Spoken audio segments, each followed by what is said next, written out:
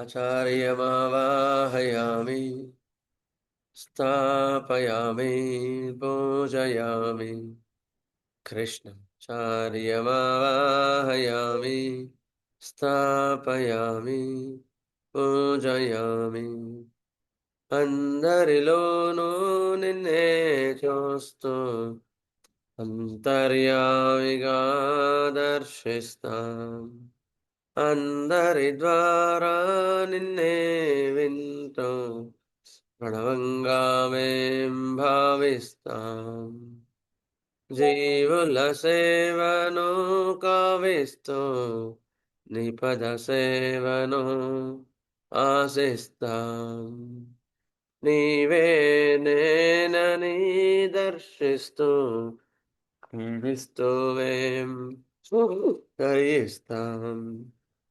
ఆచార్యమావాహయామి స్థాపయామి పూజయామి కృష్ణాచార్యమావాహయామి స్థాపయామి పూజయామి.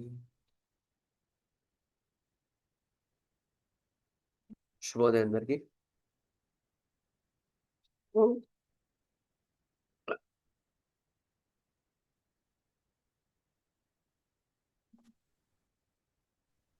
నమస్కారం సార్. నమస్తే సార్. శుభోదయం సార్.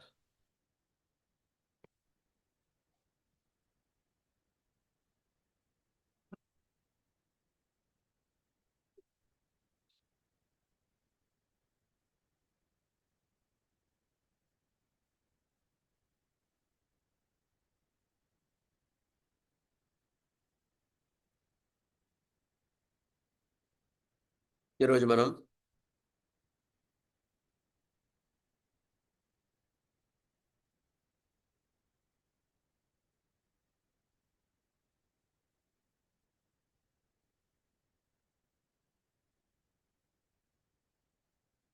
ఆర్గనాన్లో,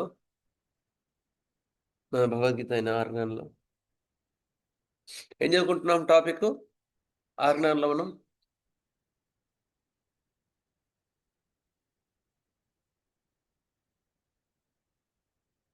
సీనియర్ క్లాసెస్లో మనం ఏం చెప్పుకుంటున్నాం? Most important topic, most useful topic, అందరికీ అవసరం ఉండే టాపిక్. అది ఆర్గనాన్లో క్లియర్గా ఇన్స్ట్రక్షన్స్ ఇచ్చినారు. హనుమాన్ గారు ఏంటది? Management of a case, improper case with partial indicator remedy కదా. అది కదా మనం చదువుకుంటుంది.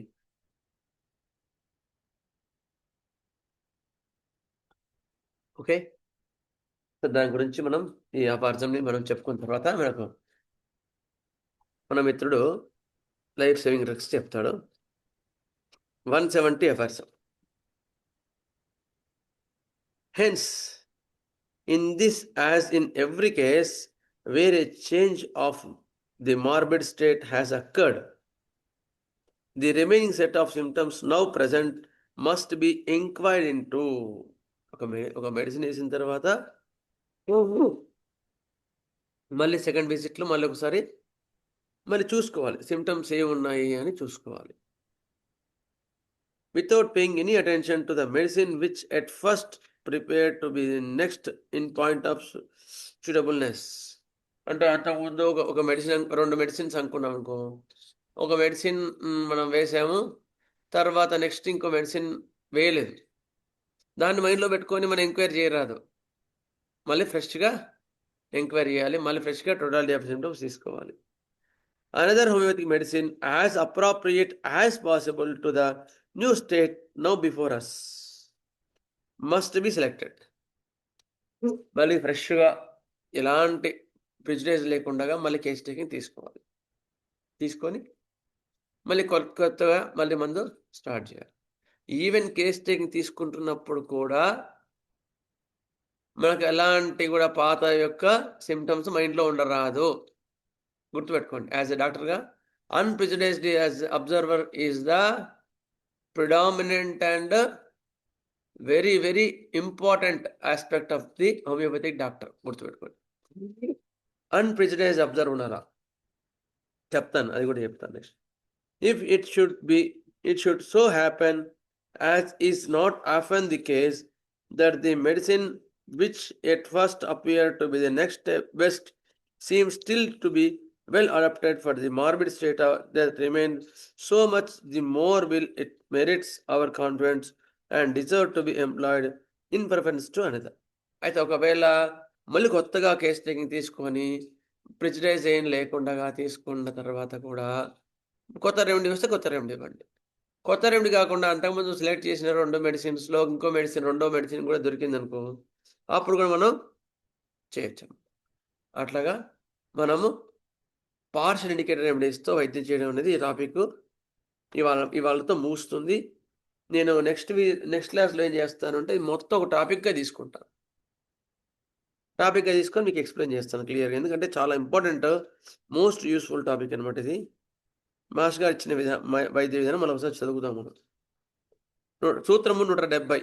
పై చెప్పిన విధానంలో 2 మందుల యందు కొంత సారూప్యం సిద్ధించినప్పుడు మొదట మందుతో వైద్యం పూర్తి అయిన వెనుక మరల మిగిలిన వేదనా సముదాయంను కూర్పు చేయవలనని చెప్పితివి కదా. అప్పుడు కూడా ఆ రెండవ మందుతో సారూప్యం సిద్ధించేలా దానినే వాడవాలి. ఓకే, వివరణము.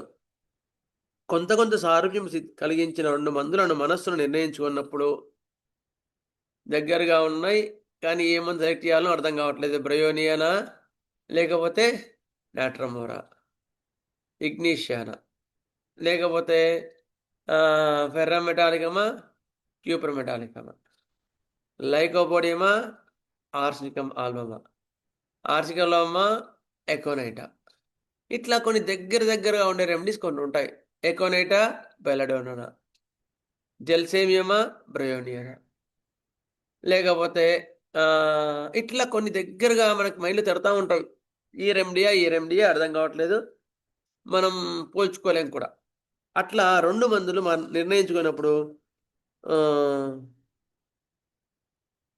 నిర్ణయించుకున్న రెండవ మందును ప్రారంభ మందలి సారూప్యంతో నిశ్చయం చేయరాదు. మొదటి మందుతో రెండిట్లో ఏది సారూప్యం ఎక్కువగా ఉంది దాంతో వైద్యం ప్రారంభించాలి. ఫస్ట్ జరగవలసిన మొదట పూర్తి చేయవలను. అప్పుడు మరలా వేదనా సముదాయం నిర్మించి పరిశీలింపవలను. ఇంకా వీలుంటే ఇంకొకటి కేసీ రాయించండి. ఎందుకంటే మీ మైండ్లో ఆల్రెడీ రెమెడీతో ట్రీట్మెంట్ అయింది కదా, దానికి సంబంధించిన సిమ్టమ్సే మీరు లాగడానికి ప్రయత్నిస్తారు వెన్ యు ఆర్ ప్రిజుడైజ్. అందుకని ఏం చేయాలంటే ఇంకొకరితో కేసీ రాయించడానికి ట్రై చేయండి ఆ మూమెంట్లో. అప్పుడు మీకు ఏంటంటే వాళ్ళకి నువ్వు ఇచ్చిన మంది తెలియదు కదా, అందుకని కొత్త సిమ్టమ్స్ కరెక్ట్గా వస్తే అప్పుడు యాక్యురేట్ ప్రిస్క్రిప్షన్ వస్తుందండి. అప్పుడు మరల వేదనా సముదాయం నిర్మించి పరిశీలింపవలను. ఆ పరిశీలనకు రెండవ మందు నిలిచినచో వాడవలను. ఒకవేళ మనకు అప్పుడు ఏ రెమెడీ వస్తే ఆ రెమెడీ ఇవ్వచ్చు. అప్పుడు మీరు మొత్తం అయిన తర్వాత అప్పుడు అంతకుముందు సెలెక్ట్ చేసిన అదా ఇదా అనుకున్న దానిలో రెండవ మందు వచ్చిందనుకో, అప్పుడు అది ఇచ్చేయచ్చు. లేనిచో మరి ఒక మందును స్వీకరింపగలరు. అప్పుడు ఏ మందు వస్తే ఆ మందు స్వీకరించాలి. అందుకని కాంప్లిమెంటరీలో 2 సారూప్యంగా ఉండేవి జాగ్రత్తగా చూసుకోండి. ఒకసారి యాంటిమ్టాట్, యాంటిమార్స్, యాంటిమ్టాట్ ఇట్లా కొన్ని దగ్గరగా లక్షణాలు ఉండేవి ఉంటాయి. చాలా జాగ్రత్తగా బెలడోనా, కాల్కేరియా కాదు. అట్లా మనం జాగ్రత్తగా గమనించి సారూప్యంగా ఉండే వైద్యాన్ని చక్కగా నిర్వహించినప్పుడు వైద్యం పరిపూర్ణంగా జరుగుతుంది. మళ్ళీ తర్వాత ఏం చేయాలి? మళ్ళీ సేమ్ ప్రాసెస్. మళ్ళీ ఇంప్రూవ్‌మెంట్ వచ్చిందంటే వెయిట్ చేయండి. మళ్ళీ అవసరం ఉంటే మళ్ళీ రీటెస్ట్ చేయండి. ఇంప్రూవ్‌మెంట్ వచ్చేంత వరకు మళ్ళీ దాన్ని సెట్ చేసుకోండి. ఒకవేళ మళ్ళీ ఇంప్రూవ్‌మెంట్ రాకపోతే మళ్ళీ కేస్ టేకింగ్ తీసుకోవడం, మళ్ళీ అప్పుడు ఏ రెమెడీ వస్తే ఆ రెమెడీ ఇవ్వడమే. ఇట్లా వైద్య ప్రక్రియ జరుగుతూ ఉండాలి. ఒకవేళ అంటే ఇది అన్ని కేసెస్‌లో కాదు, గుర్తుపెట్టుకోండి. When you are familiar with good number of remedies, మీకు కాన్స్టిట్యూషనల్ డ్రగ్ కరెక్ట్‌గా దొరికిందనుకో అక్కర్లేదు. అదే మొత్తం క్లియర్ చేస్తుంది. ఒకవేళ కాన్స్టిట్యూషనల్ డ్రగ్ కరెక్ట్‌గా దొరకకపోతే అప్పుడు మనకి ఈ సిమ్టమ్స్ అన్నింటికి ఒకటే డ్రగ్ రాకుండా ఉన్నప్పుడు అప్పుడు మాత్రమే ఈ పద్ధతిని ఉపయోగించుకోవాలను, కానీ అన్నిట్లో కాదు. నా ఇష్టం అంతకుముందు హనుమాన్ గారు చెప్పారు కదా, అప్పుడు సిమిలమ్ పల్స్టిల్లా, కాదు మళ్ళీ ఇప్పుడు సిమిలమ్ నాట్రమోరో, మళ్ళీ ఇప్పుడు సిమిలమ్ సెలిషియా, మళ్ళీ ఇప్పుడు సిమిలమ్ అనగాడియం వాడు లోపల అంత క్రూరత్వం ఉంది సార్. ఇప్పుడు అంతకుముందు లేదు, ఇప్పుడు క్రూరుడు అయిపోయినాడు కనుక ఇప్పుడు అనగాడియం ఇస్తాను. మళ్ళీ అనగాడియం ఇచ్చిన కొన్ని రోజుల తర్వాత లేదు సార్ వాడు ఇప్పుడు మారిపోయాడు సార్, మళ్ళీ పల్స్టిల్లా ఇస్తాను. ఇట్లాంటి ప్రిస్క్రిప్షన్స్ ఇవ్వడం వల్ల అంటే డాక్టర్ యొక్క లోతు లేని తత్వం తెలుస్తుంది, గుర్తుపెట్టుకో. ఎప్పుడట కాదు. కాన్స్టిట్యూషనల్ ఇప్పుడు నేను పుట్టినప్పుడు చంద్రమోహన్, పెద్దగా అయిన తర్వాత చంద్రమోహన్, తర్వాత ముసలి అయిన తర్వాత కూడా చంద్రమోహన్. కాన్స్టిట్యూషనల్ డ్రగ్ అయితే ఉంటుందో అది మారదు, అది పట్టుకోగలగాలి, అది గుర్తుపెట్టుకోండి. అట్లా పట్టుకోగలిగినప్పుడు వాడి యొక్క మొత్తాన్ని ఇప్పుడు చిన్నప్పుడు నా యొక్క రూపురేఖలు వేరే ఉన్నాయి, మధ్య వయస్కులో యవ్వనంలో రూపురేఖలు వేరు, మొత్తం వయస్సు మళ్ళీ తర్వాత వృద్ధాప్యంలో రూపురేఖలు వేరు. కానీ అన్నిట్లో కూడా అన్ని ఫేజ్లు పక్క పక్క పెడితే చంద్రమోహన్ అనే చెప్తారు. చంద్రమోహన్ చిన్న ఉన్నప్పుడు, చంద్రమోహన్ పెద్ద ఉన్నప్పుడు, చంద్రమోహన్ మధ్య వయసులో ఉన్నప్పుడు గుర్తుపడతారు. ఎందుకు ఎట్లా గుర్తుపడతారండి అంటే కొన్ని కామన్ సింటమ్స్, కామన్ ఫీచర్స్ ఉంటాయి. అట్లా ప్రతి ఒక్క రెమెడీకి కూడా ఇప్పుడు మామిడికాయ ఉంది, మొత్తం పిందెగా ఉన్నప్పుడు వగరుగా ఉంటుంది. తర్వాత కాయగా ఉన్నప్పుడు పుల్లగా ఉంటుంది, పండుగా ఉన్నప్పుడు మంచి తీయగా ఉంటుంది. మళ్ళీ మారిపోయే సిమ్టమ్సే, కానీ అన్నిట్లో ఉన్నది మామిడికాయనే. గుర్తుపట్టావు లేదా? అట్లా అన్నిట్లో కూడా pulsatilla. Pulsatilla when young how he behaves, pulsatilla when younger how he behaves, pulsatilla in old age how he behaves. అది పట్టగలిగితే మీకు వైద్యం పరిపూర్ణంగా జరిగినట్టు లెక్క. ఇంకోటి అంటే వాళ్ళకి న్యాయం జరిగినట్టు లెక్క, గుర్తుపెట్టుకో. అందుకని మీరు ఎప్పుడైనా సరే సింగిల్ రెమెడీ కాన్స్టిట్యూషనల్గా పట్టుకోవడానికి ఎక్కువ ప్రయత్నం చేయండి, కష్టపడండి, ఇష్టపడండి. అప్పుడు మీకు వైద్యం పరిపూర్ణంగా జరుగుతుంది. అట్లా కానప్పుడు, దొరకనప్పుడు మాత్రమే ఈ యొక్క పద్ధతిని మనం వాడుకోవాలి.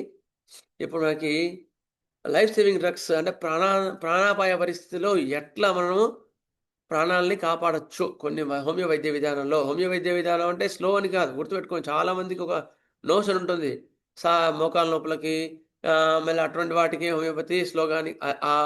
అసలు చెప్పినప్పుడు పేషెంట్కి చెప్తా ఇప్పుడు ఆ పద్ధతి మారిపోయింది, నువ్వు ఏ ఎమర్జెన్సీ కేసు తీసుకురా, we will act according to the case. Hanuman గారు 2వ పాఠంలో స్పీడ్ అనే డెఫినేషన్ చెప్తారు. అర్థమైందా? ఈ కేసు తగ్గట్టుగా మందు పనిచేస్తుంది. అందుకని ప్రాణాంతక ప్రాణాపాయ పరిస్థితుల్లో హోమియోపతిలో వాళ్ళు ఎట్లా కాపాడారో వాళ్ళ యొక్క అనుభవాలు మనం ఒకరి నుంచి ఒక డాక్టర్ ద్వారా మనం నేర్చుకోవడం వల్ల మనం మరింకా బాగా వృత్తి పొందగలుగుతాం. అందుకని డాక్టర్ శ్రీకాంత్ గారు వచ్చి వారి యొక్క అనుభవాల ద్వారా మనకి చెప్పవలసిందిగా కోరుచున్నాం. ప్రియమిత్రుడు వారిని ఆహ్వానిస్తున్నాం. Sir, welcome sir. అన్న నమస్తే అన్న. శ్రీ గురుభ్యో నమః. గురుర్బ్రహ్మా గురుర్విష్ణు గురుర్దేవో మహేశ్వరః గురుర్ సాక్షాత్ పరం బ్రహ్మ తస్మై శ్రీ గురవే నమః.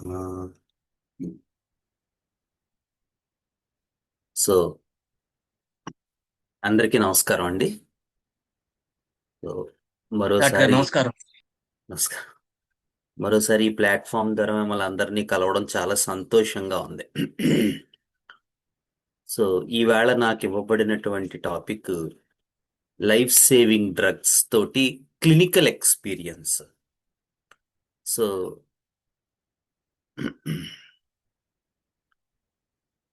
ముందుగా మన ప్రియమిత్రులందరికీ కూడా నా హృదయపూర్వక నమస్కారాలు. అలాగే ఈ అవకాశం కల్పించినటువంటి చంద్రమోహన్ అన్నయ్యకి కూడా. సో ఈ లైఫ్ సేవింగ్ డ్రగ్స్ ఇందాక చంద్రమోహన్ అన్నయ్య చెప్పినట్టు ఇప్పుడున్న ప్రెజెంట్ పరిస్థితుల్లో చాలా సందర్భాల్లో అన్నయ్య చెప్పింది జరుగుతుంది. అంటే చాలా కాంప్లికేటెడ్ కేసెస్ వస్తున్నాయి. ఒక ఛాలెంజ్గా తీసుకుంటున్నాం అందరం కూడా, ఒక్కొక్కళ్ళు ఒక్కొక్క డైమెన్షన్లో చేయడానికి మనం ప్రయత్నం చేస్తున్నాం. సో ఆ పాయింట్ చాలా వ్యాలిడ్ పాయింట్. ఇదివరకు ఇట్లా లేదు ఇప్పుడు. అంటే we are going ahead with the flow, with the blessings of master. అయితే మొదటి క్లినికల్ ఎక్స్పీరియన్స్ నా ఫెయిల్యూర్తో మొదలు పెడదాం. ఇక్కడ కొంచెం ఫెయిల్యూర్స్ చెప్పుకుంటే చేసిన తప్పులు చెప్పుకుంటే పోతాయి అన్నట్టు. ఫస్ట్ కేసు చదువుకుంటున్న రోజుల్లో ఫైనల్ ఇయర్లో ఉండగా మాకు శరత్ బాబు మాస్టర్ గారు అని ఒక ఆయన ఉండేవారు. చాలా మంచి ఆయన. ఈ హోమియోపతి వైద్యం మీద చాలా సదభిప్రాయం ఉండి చాలా ప్రోత్సాహంగా ఉమ్, నన్ను చేసిన వ్యక్తుల్లో వారు కూడా ఒకరు అన్నమాట. సో ఆయన ఒకరోజు వారి ఇంటి బయట పాప ఎక్కడి నుంచో పని చేసుకోవడానికి వచ్చిన ఒక కేసు, ఒక ర్యాబిస్ కేసు. ఆ కేసుని ఆ, నా దగ్గరికి పంపించారు. అంటే పంపించడం అంటే నేను అప్పటికి ఇంకా ఎస్టాబ్లిష్మెంట్ ఏం లేదు కదా, సో నేనే వెళ్ళి చూశాను. చూస్తే ఆ అబ్బాయి కుక్క కరిచి ఒక 4 రోజులు ఎంతో అయింది. ఆ కుక్కకి నోట్లోంచి చొంగొస్తోంది, అది పిచ్చి పిచ్చిగా ప్రవర్తిస్తుంది. దాంతో వీళ్ళకి పాపం ఆ ఒక వారం రోజులు అయినట్టుంది. సరిగ్గా చూసుకోలేదు, ఏ విధమైన ట్రీట్మెంట్ చేయించలేదు. దాంతో అతను కొంచెం ఆ తేడాగా ఉన్నాడు ఆ రోజు.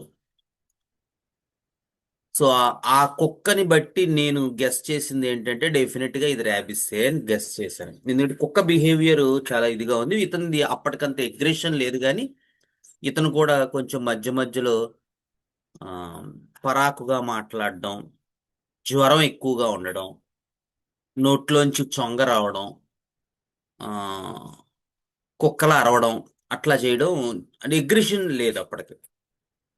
సో నేను ఇమీడియట్ గా కేసు చూసి వెంటనే షాప్కి వెళ్ళి హైడ్రోఫోబినం లైసినం అంట 10 ml ఒక డోస్ తీసుకొచ్చి వేశాను. వేస్తే సాయంత్రానికి జ్వరం అది తగ్గి కాస్త మనిషి మనలోకి వచ్చాడు. సరే మందు బాగానే పనిచేసింది కదా, 10 ml వేసింది బాగుందంటే, ఆయన అప్పటికి సెల్ ఫోన్స్ అవి లేవుగా, ఆయన ల్యాండ్ ఫోన్కి రింగ్ చేస్తే బాగానే ఉన్నట్టున్నాడమ్మా, బయట బాగానే ఉన్నాడు ఇవాళ అన్నారు. రాత్రి గడిచింది, పొద్దున్న అయిపోయింది, వాళ్ళు మధ్యాహ్నం దాకా రిపోర్ట్ చేయలేదు. మళ్ళీ సాయంత్రం ఓసారి నేనే ఎలా ఉందని ఫోన్ చేస్తే మళ్ళీ తేడా మొదలైందన్నారు. నాకు ఏం చేయాలో అర్థం కాలేదు, ఎవరిని అడగాలో తెలియదు. మనం వేసిందా హైడ్రోఫోబినం 10 ml, దాన్ని అలా మళ్ళీ రిపీట్ చేయొచ్చో లేదో తెలియదు. సో అంత ఆ, దాని రిపిటీషన్ మీద గట్రా నాకు నాలెడ్జ్ లేదు అప్పటికి ఇంకా. సో ఏం చేయాలో తెలియక నేను ఏం చేశానంటే సరే వెయిట్ చేద్దామండి, 10 ml అంటే కనీసం 6 నెలలు పనిచేస్తా అనుకునేవాడు అప్పట్లో. అంటే ఎక్యూట్స్ క్రానిక్స్ డిఫరెన్షియేషన్ తెలియక ఇంకా 6 నెలలు పనిచేస్తుందిలే అనుకున్నాను. అయితే నెక్స్ట్ డే మార్నింగ్ వర్సన్ అయింది కేసు. అంటే అతను పాపం చైన్లతో కట్టేశారు, లేకపోతే కరిచేయడానికి ప్రయత్నం చేస్తున్నాడు మనుషుల్ని. పూర్తిగా మనలోకి లేడు, ఇంకా పరాకు మాటలు వచ్చాయి. ఇంకా ఎగ్జాక్ట్ గా డాగ్ ఎలా బిహేవ్ చేస్తుందో నడక కూడా అలాగే నడవడం మొదలెట్టాడు. అంటే నా 2 కాళ్ళ మీద నడవడం మానేసి ఇలా 2 చేతులు కింద పెట్టి ఇలా పైకి చూస్తూ గట్టి గట్టిగా డాగ్ లా అరవడం అట్లా చేస్తున్నాడు అనమాట పాపం. సరే వెళ్ళి చూశాను నేను. చూస్తే నాకు ఏం చేయాలో అప్పటికి ఇంకా తెలియలేదు. సరే దేవుడికి దండం పెట్టుకుని సల్ఫర్ 30 ఒక డోస్ వేశాను. వేస్తే సాయంత్రానికి ఇంకా వర్సన్ అయిపోయింది.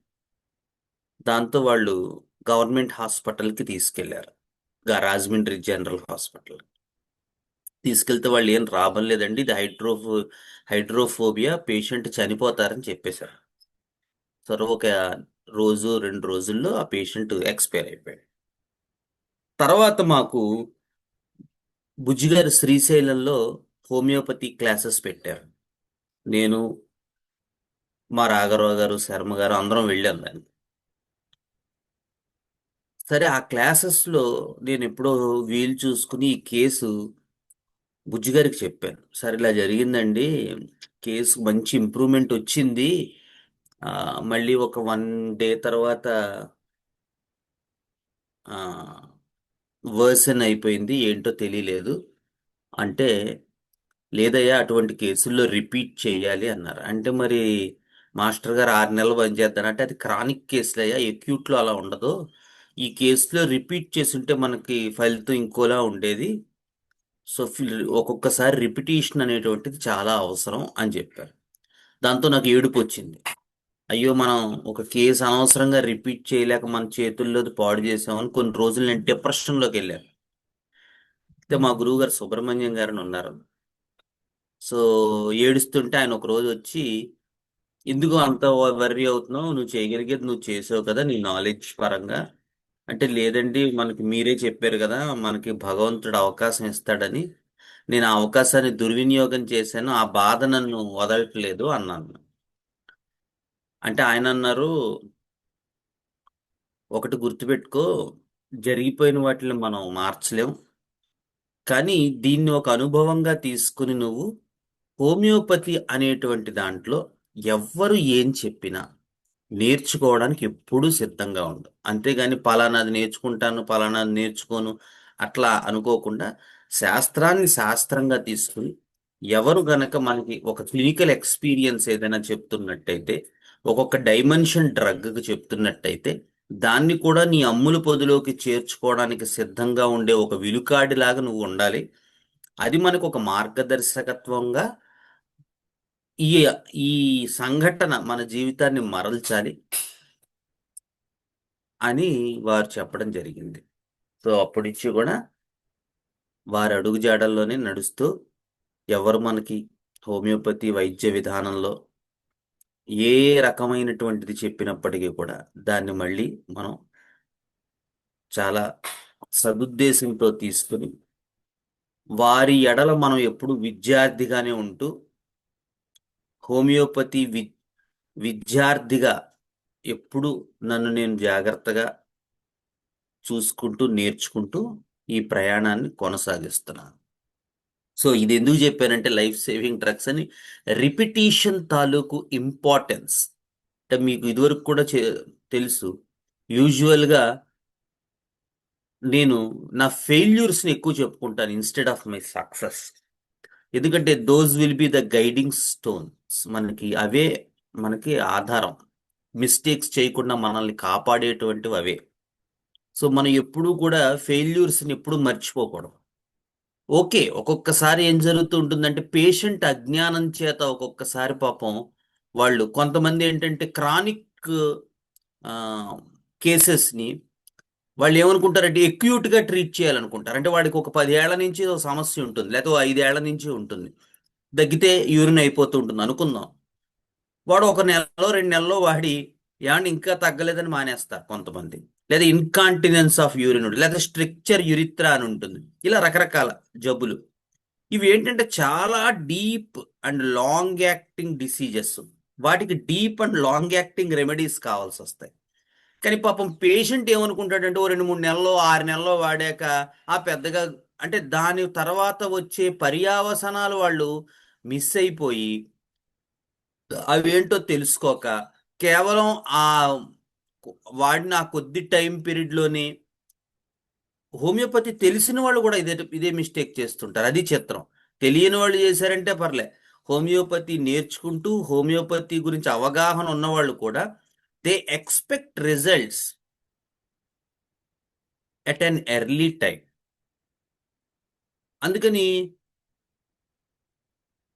మనం ఏదైనా బిర్యానీ వండేటప్పుడు కుక్కర్ పెట్టినప్పుడు ప్రతి 5 నిమిషాలకి ఆ మూత తీసి చూస్తావా? ఏమండి, చూస్తావా చూడవా? ప్రతి 2 నిమిషాలకి బిర్యానీ వండుతూ ఓసారి మూత తీసి చూస్తావా? దాన్ని టైం అయ్యేదాకా దాన్ని పొయ్యి మీద పెడతామా? టైం అయ్యేదాకా ఉంచుతాం సార్. ఇది అంతేనండి, సేమ్. సో మనం బేసికల్గా గుర్తుపెట్టుకోవాల్సిన విషయం ఏంటంటే, ఒక వ్యాధికి ఒక బేసిక్ టైం ఉంటుంది. దాన్ని నేను ఇంకొకళ్ళు ఎవరో కూడా ఎన్హాన్స్ చేయలేం. తగ్గితే యూరిన్ అయిపోతుందనే కంప్లైంట్ ఉంటే మజిల్ కెపాసిటీ, మజిల్ టోన్ ఏదైతే ఉందో అది లూజ్ అయిపోతుంది అన్న అర్థం. ఇన్కాంటినెన్స్ ఉంది అంటే ఆల్రెడీ నెర్వ్ కంట్రోల్ దారి తప్పిందని అర్థం. అలాంటి ఎనటామికల్ డిజార్డర్స్ని కరెక్ట్ చేయాలంటే మెడిసిన్కి ఇంకెంత కష్టమో ఆలోచించండి. సో మనం ఫస్ట్ ఏంటంటే బేసికల్గా ఒక డాక్టర్ దగ్గర మనం వైద్యం వాడేటప్పుడు మనం గుర్తుపెట్టుకోవాల్సిన ప్రధానమైన విషయం ఏంటంటే యాంపుల్ టైం డాక్టర్కి ఇవ్వాలి. అంతేగాని మనం 1-2 రోజుల్లోనో 1-2 నెలల్లోనో పెద్ద పెద్ద మిరాకిల్స్ ఎక్స్పెక్ట్ చేయొద్దు. క్రానిక్స్లో లైఫ్ సేయింగ్లో మిరాకిల్స్ ఎక్స్పెక్ట్ చెయ్యొచ్చు. ఎలాగా? ఇప్పుడు ఒక కేసు చెప్తాను. సో ఇందాక మనం ఫెయిల్యూర్ కేసు చెప్పుకున్నాం, ఇప్పుడు సక్సెస్ కేసు ఒకటి చెప్పుకున్నాం. ఒకరోజు సండే ఫ్రీ డిస్పెన్సరీ అయిపోయాక నేను బయలుదేరి ఇంటికి వెళ్ళిపోతున్నాను. సాయంత్రం 5-6 అయింది. పొద్దున్న 8ంటికి వస్తాం డిస్పెన్సరీకి. సాయంత్రం 5 ఆ టైంకి ఇంటికి వెళ్ళిపోతుంటే కొంచెం ఆ, రైల్వే స్టేషన్ దాకా వచ్చేసరికి నాకు మళ్ళీ ఫోన్ వచ్చింది గురువు గారి దగ్గర నుంచి. ఎరా ఎక్కడ ఉన్నావు అని. అంటే వెళ్ళిపోతున్నానండి అన్నాను. ఏమన్నా నా కోసం ఒకసారి అర్జెంటుగా రాగలవా, ఒక పేషెంట్ వచ్చారు మన దగ్గరికి అని. అయ్యో వస్తానండి అని చెప్పి మళ్ళీ వెనక్కి తిప్పి మళ్ళీ వెళ్ళాను. వెళ్ళేసరికి ఆయన హార్లిక్స్ ఫ్యాక్టరీ ఎంప్లాయీ. ఆయన వారి అమ్మగారికి ప్రాబ్లంగా ఉంది అని వచ్చారు ఆయన. సరే అది ఎప్పుడో గురువు గారితో పరిచయం ఉండటం వల్ల గురువు గారి దగ్గరికి వస్తే ఏంటండి విషయం అంటే ఇలాగ మా అమ్మగారికి రీనల్ ఫెయిల్యూర్ అన్నారండి, క్రియాటినిన్ అది ఎక్కువైపోయింది అన్నారు. అప్పుడే ఒక వారం 10 రోజుల నుంచి హాస్పిటల్లో ఉంచాం. సదరు నెఫ్రాలజిస్ట్ గారు ఈవిడికి ఇంక 70 ఏళ్ళు 75 ఏళ్ళు బాగానే బతికింది ఇప్పటిదాకా, చాలు ఇంక ఇంటికి తీసుకెళ్ళిపోండి అంటున్నారండి. కానీ పేషెంట్ అయితే బాగానే ఉన్నారు, ఆ, ఆ, మాట్లాడుతున్నారు. కానీ వాళ్ళైతే ఇంక హోప్స్ ఏం లేవు, ఇంటికి తీసుకెళ్ళిపోండి అని చెప్పారు అన్నారు. సరే ఆక్సిజన్ మీద ఉంది ఆవిడ, క్రియాటిన్ కూడా కొంచెం ఎక్కువే ఉంది, రీనల్ ఫెయిల్యూర్ అని చెప్పారు. ఆవిడ బీపీ లో అయిపోతుంది. అప్పుడే ఒక 10 రోజుల నుంచి హాస్పిటల్లో ఉన్నారు. బాగా చాలా థిక్ ఫ్లమ్ ఉంది ఆవిడలో. అస్తమాను ఈటీ అంటారు, ఎండోట్రేకియల్ ట్యూబ్ అంటారు. సో అది వేసి దాంట్లో లోపలికి ఒక ట్యూబ్ పెట్టి అస్తమాను ఒక మిషన్ పెడతారనమాట. మీరు అవన్నీ చూస్తే మీరు హడిలిపోతారు. మనం యమలోకం అంటాం కదా, అదంతా ఇక్కడే ఉంటున్నట్టు కనబడుతూ ఉంటుంది అనమాట. అని తెరిచేసి ఆ లోపల ఒక ఈ ట్యూబ్ వేసేస్తారు. ట్యూబ్ వేసేసి అందులోకి ఒక గొట్టాన్ని పంపిస్తారు. గొట్టాన్ని పంపించి ఆ గొట్టంతో ఆ లోపల ఉన్నటువంటి ఫ్లమ్ అంతా క్లీన్ చేస్తుంటారు అస్తమానం. అది ఎప్పుడు అలా ఉంచేస్తారు అనమాట, అలా ఉంచేస్తారు. అక్కడ ఒక గొట్టం ఉంటుంది మనకి. ఇంకా ట్రేకియాస్టమీ అంటారు. ఇంకా నెక్స్ట్ నరక దశలో నెక్స్ట్ నరకం అది. అదేంటంటే ఇక్కడ కట్ చేసేస్తారు ఇంకా డైరెక్ట్గా ఇక్కడి నుంచే అనమాట. సరే అది చూస్తే మన భయం వేస్తుంది అనుకోండి, అది వేరే విషయం. ఈవిడికి అక్కడ దాకా వెళ్ళలేదు. ఈటీ వేసిన తర్వాత కూడా ఆవిడకి పెద్ద రెస్పాన్స్ అవ్వలేదు. బాగా సెక్రిషన్స్ ఎక్కువగా ఉంటున్నాయి. ఆక్సిజన్ తీస్తే శాచురేషన్స్ పడిపోతున్నాయి. సో విత్ ఆక్సిజన్ నిలబడుతోంది. కానీ మనం ఎంతవరకే చేయగలం, ఇంక ఈ ఏజ్లో ఇంతకన్నా చేయలేం. చేస్తే ఈ ట్రేకియాస్టమీ అలాంటిది బెడ్ మీదే చనిపోవచ్చు, కాబట్టి మీరు చేయమంటే చేస్తాం అంటున్నారు వాళ్ళు. సో దానికి చాలా అమౌంట్ ఏదో చెప్పారు. పాపం ఈ పేషెంట్ బేర్ చేసుకునే పరిస్థితిలో లేరు ఆయన. ఇది కేసు. సో నేను జాగ్రత్తగా ఏం జరిగింది అనేది అడిగితే, ఒక నెల రోజుల ముందు దాకా ఆవిడ బాగానే ఉన్నారు. నెల ముందు నుంచి ఆవిడకి కొంచెం జ్వరం రావడం స్టార్ట్ అయింది. జ్వరం వస్తుంటే కొంచెం ఆవిడ యాంటీబయాటిక్స్ వాడారు ఒక వారం రోజులు ఎంతో. ఆ వారం రోజులు యాంటీబయాటిక్స్ వాడాక కొంచెం ఫీవర్ కంట్రోల్ అయింది, కానీ దగ్గు ఫ్లమ్ము తగ్గలేదు. దాంతోపాటు ఇంకొక 4 రోజులు అయ్యేసరికి పాపం ఏమైందంటే యూరిన్ ఇన్ఫెక్షన్ అని చెప్పారు. యూటీఐ ఉందని చెప్పి ఆఫ్లాక్సిన్ అని మళ్ళీ ఇంకో యాంటీబయాటిక్ పెట్టారు. ఈ యాంటీబయాటిక్ కూడా తగ్గలేదని చెప్పి మళ్ళీ ఇంకో వారం అంటే సెఫిక్జిమ్ అని కొంచెం హై యాంటీబయాటిక్ అని చెప్పి ఇలా ఒక 21 రోజుల పాటు ఆవిడ యాంటీబయాటిక్స్ వాడించేశారు. ఈ 21 రోజుల్లో ఆవిడకి తగ్గడం మాట దేవుడెరుగు. ఆవిడ ఏమైందంటే ఆవిడ మొదటి రోజులో జ్వరము దగ్గు ఉన్నప్పుడు ఉన్నటువంటి ఆ ఎనర్జీ లెవెల్స్ మొత్తం పోయాయి ఆవిడ. అంటే 21 రోజులు అయ్యేసరికి ఆవిడకి ఇంకా కళ్ళు తెరవలేని పరిస్థితికి వచ్చింది. వెర్రి నీరసం, అసలు లేచి కూడా పని చేసుకోలేకపోతుంది. యూరిన్ ఇంకా సమంగా అవడం మానేసింది. ఈ టైంలో తీసుకెళ్ళి ఆవిడ హాస్పిటల్లో పడేశారు. హాస్పిటల్లో డాక్టర్ గారు ఆయన ఇంకొక 10 రోజులు ఎంతో ఆయన వైద్యం చేసి మొత్తం టోటల్ నెల రోజులు అటు ఇటుగా ఈ పరిస్థితికి తీసుకొచ్చారు. సో స్టార్టింగ్ ఒక ఫీవర్తో స్టార్ట్ అయింది. ఇది మనకి ఉన్నటువంటి ఇన్ఫర్మేషన్. సరే అని చెప్పి వాళ్ళ ప్రకారం అయితే ఇంకా కేసు హోప్స్ ఏం లేవండి, మహా అయితే ఒక 24 గంటలు బతుకుతారు మ్యాక్సిమం అని చెప్పి ఆ నెఫ్రాలజిస్ట్ గారు చెప్పారు. ఆ ట్రేకియాస్టమీ చేయమంటే చేస్తాం, ఏదో మీ తృప్తి కోసం దానికి ఓ ₹1,00,000 2 లక్షలు 3 లక్షలు అవుతుంది అని ఏదో సంథింగ్ చెప్పారు. అది కూడా గ్యారంటీ లేదు, ఇంకా గ్యారంటీ లేనప్పుడు అంత మేము లేవండి అని వాళ్ళ సన్ వచ్చేసారు. వచ్చి మా గురువు గారిని కలిశారు. ఆయన నాకు ఫోన్ చేశారు. ఈ ఇన్ఫర్మేషన్ అంతా తెలిసింది. చూసప్పుడు ఒక్కసారి పేషెంట్ని చూడడానికి అవకాశం ఉంటుందండి అంటే అలాగేనండి అని చెప్పి అప్పటికి ఇంకా హాస్పిటల్లోనే ఉన్నారు, ఇంకా డిశ్చార్జ్ చేయలే. సరే వెళ్ళి పేషెంట్ని చూసి వచ్చాను. చూసి వచ్చి ఇంటికి మళ్ళీ గురుగారి ఆశ్రమానికి వచ్చి బ్యాసిల్లినం 50 ml ఒకటే డోసు, సో ఈ మందు వేయండి అని చెప్పి ఆ మందు ఇచ్చి ప్లాసిబో డైలీ 3 సార్లు వేయండి అని చెప్పాను.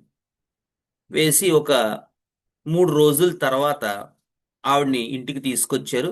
ఆవిడ స్లోగా రికవర్ అవ్వడం స్టార్ట్ చేసింది. ఇంటి దగ్గర మాత్రం ఆక్సిజన్ పెట్టారండి.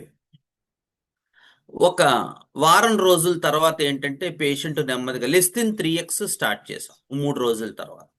వారం అయ్యేసరికి ఆక్సిజన్ అవసరం తగ్గింది. అంటే అంతకు ముందు 5 లీటర్ల ఆక్సిజన్తో 98% సాచ్యురేషన్ ఉండేది. ఇప్పుడు నెమ్మదిగా 1 లీటర్ ఆక్సిజన్తో 98% ఉంటుంది. ఇంకో వారం రోజులు పోయేసరికి అసలు ఆక్సిజన్ అవసరం రాలేదు, మొత్తం తీసేశారు ఆక్సిజన్ సిలిండర్. తీసేసి ఆవిడ నెమ్మదిగా కూర్చుని అన్నం తినడం వరకు వచ్చింది, తన చేత్తో తన అన్నం తినడం వరకు. యూరిన్ బాగానే అవుతుంది ఫ్రీగా. ఏమైనా టెస్టులు చేంజ్ ఏమీ వద్దని చెప్పాను, టెస్టులు గిస్టులు ఏమీ వద్దు. ఆవిడ ఆల్మోస్ట్ వెళ్ళిపోయింది, టైం వెళ్ళిపోయే ఇది. అలాంటిది మళ్ళీ వెనక్కి వచ్చింది. ఇప్పుడు ఆవిడ అవి చేసి ఇవి చేసి భయపెట్టద్దు ఇంకా అని చెప్పాను.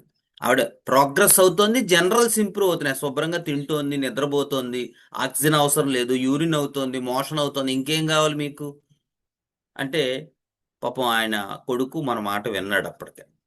సరే అలాగ ఒక నెల 2 నెలలు 3 నెలలు అయ్యేసరికి పేషెంట్ చక్కగా ఇంప్రూవ్ అయ్యి ఆవిడ లేచి ఆవిడ పని చేసుకుంటోంది, హాయిగా ఏదో టీవీ చూస్తోంది. ఇట్లా ఒక ఏడాది పాటు హాయిగా ఏ ఇబ్బంది లేకుండా గడిచిపోయింది.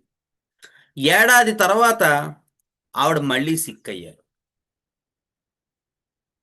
అయితే ఈసారి వాళ్ళ సన్ను అమ్మో ఈవిడ మళ్ళీ బతుకుతుందేమో అని భయపడ్డాడో ఏమో మనకు తెలియదు, కానీ మనకి ఇన్ఫార్మ్ చేయలేదు. సో వన్ ఫైన్ మార్నింగ్ ఆవిడ ఒక ఐ థింక్ 1.5 year నాకు గుర్తున్నంత వరకు ఆవిడ రికవర్ అయ్యి తన పనులన్నీ తను చేసుకుని చనిపోయే ముందు రోజు దాకా హాయిగా ఏ రకమైన సిక్ అవ్వకుండా జస్ట్ ఒక 3-4 days లాస్ట్లో కొంచెం ఇబ్బంది పడ్డారని నేను విన్నాను చుట్టుపక్కల నైబర్స్ నుంచి. తర్వాత ఆవిడ ఎక్స్పైర్ అయిపోయారు. But bacillinum almost cured this lady and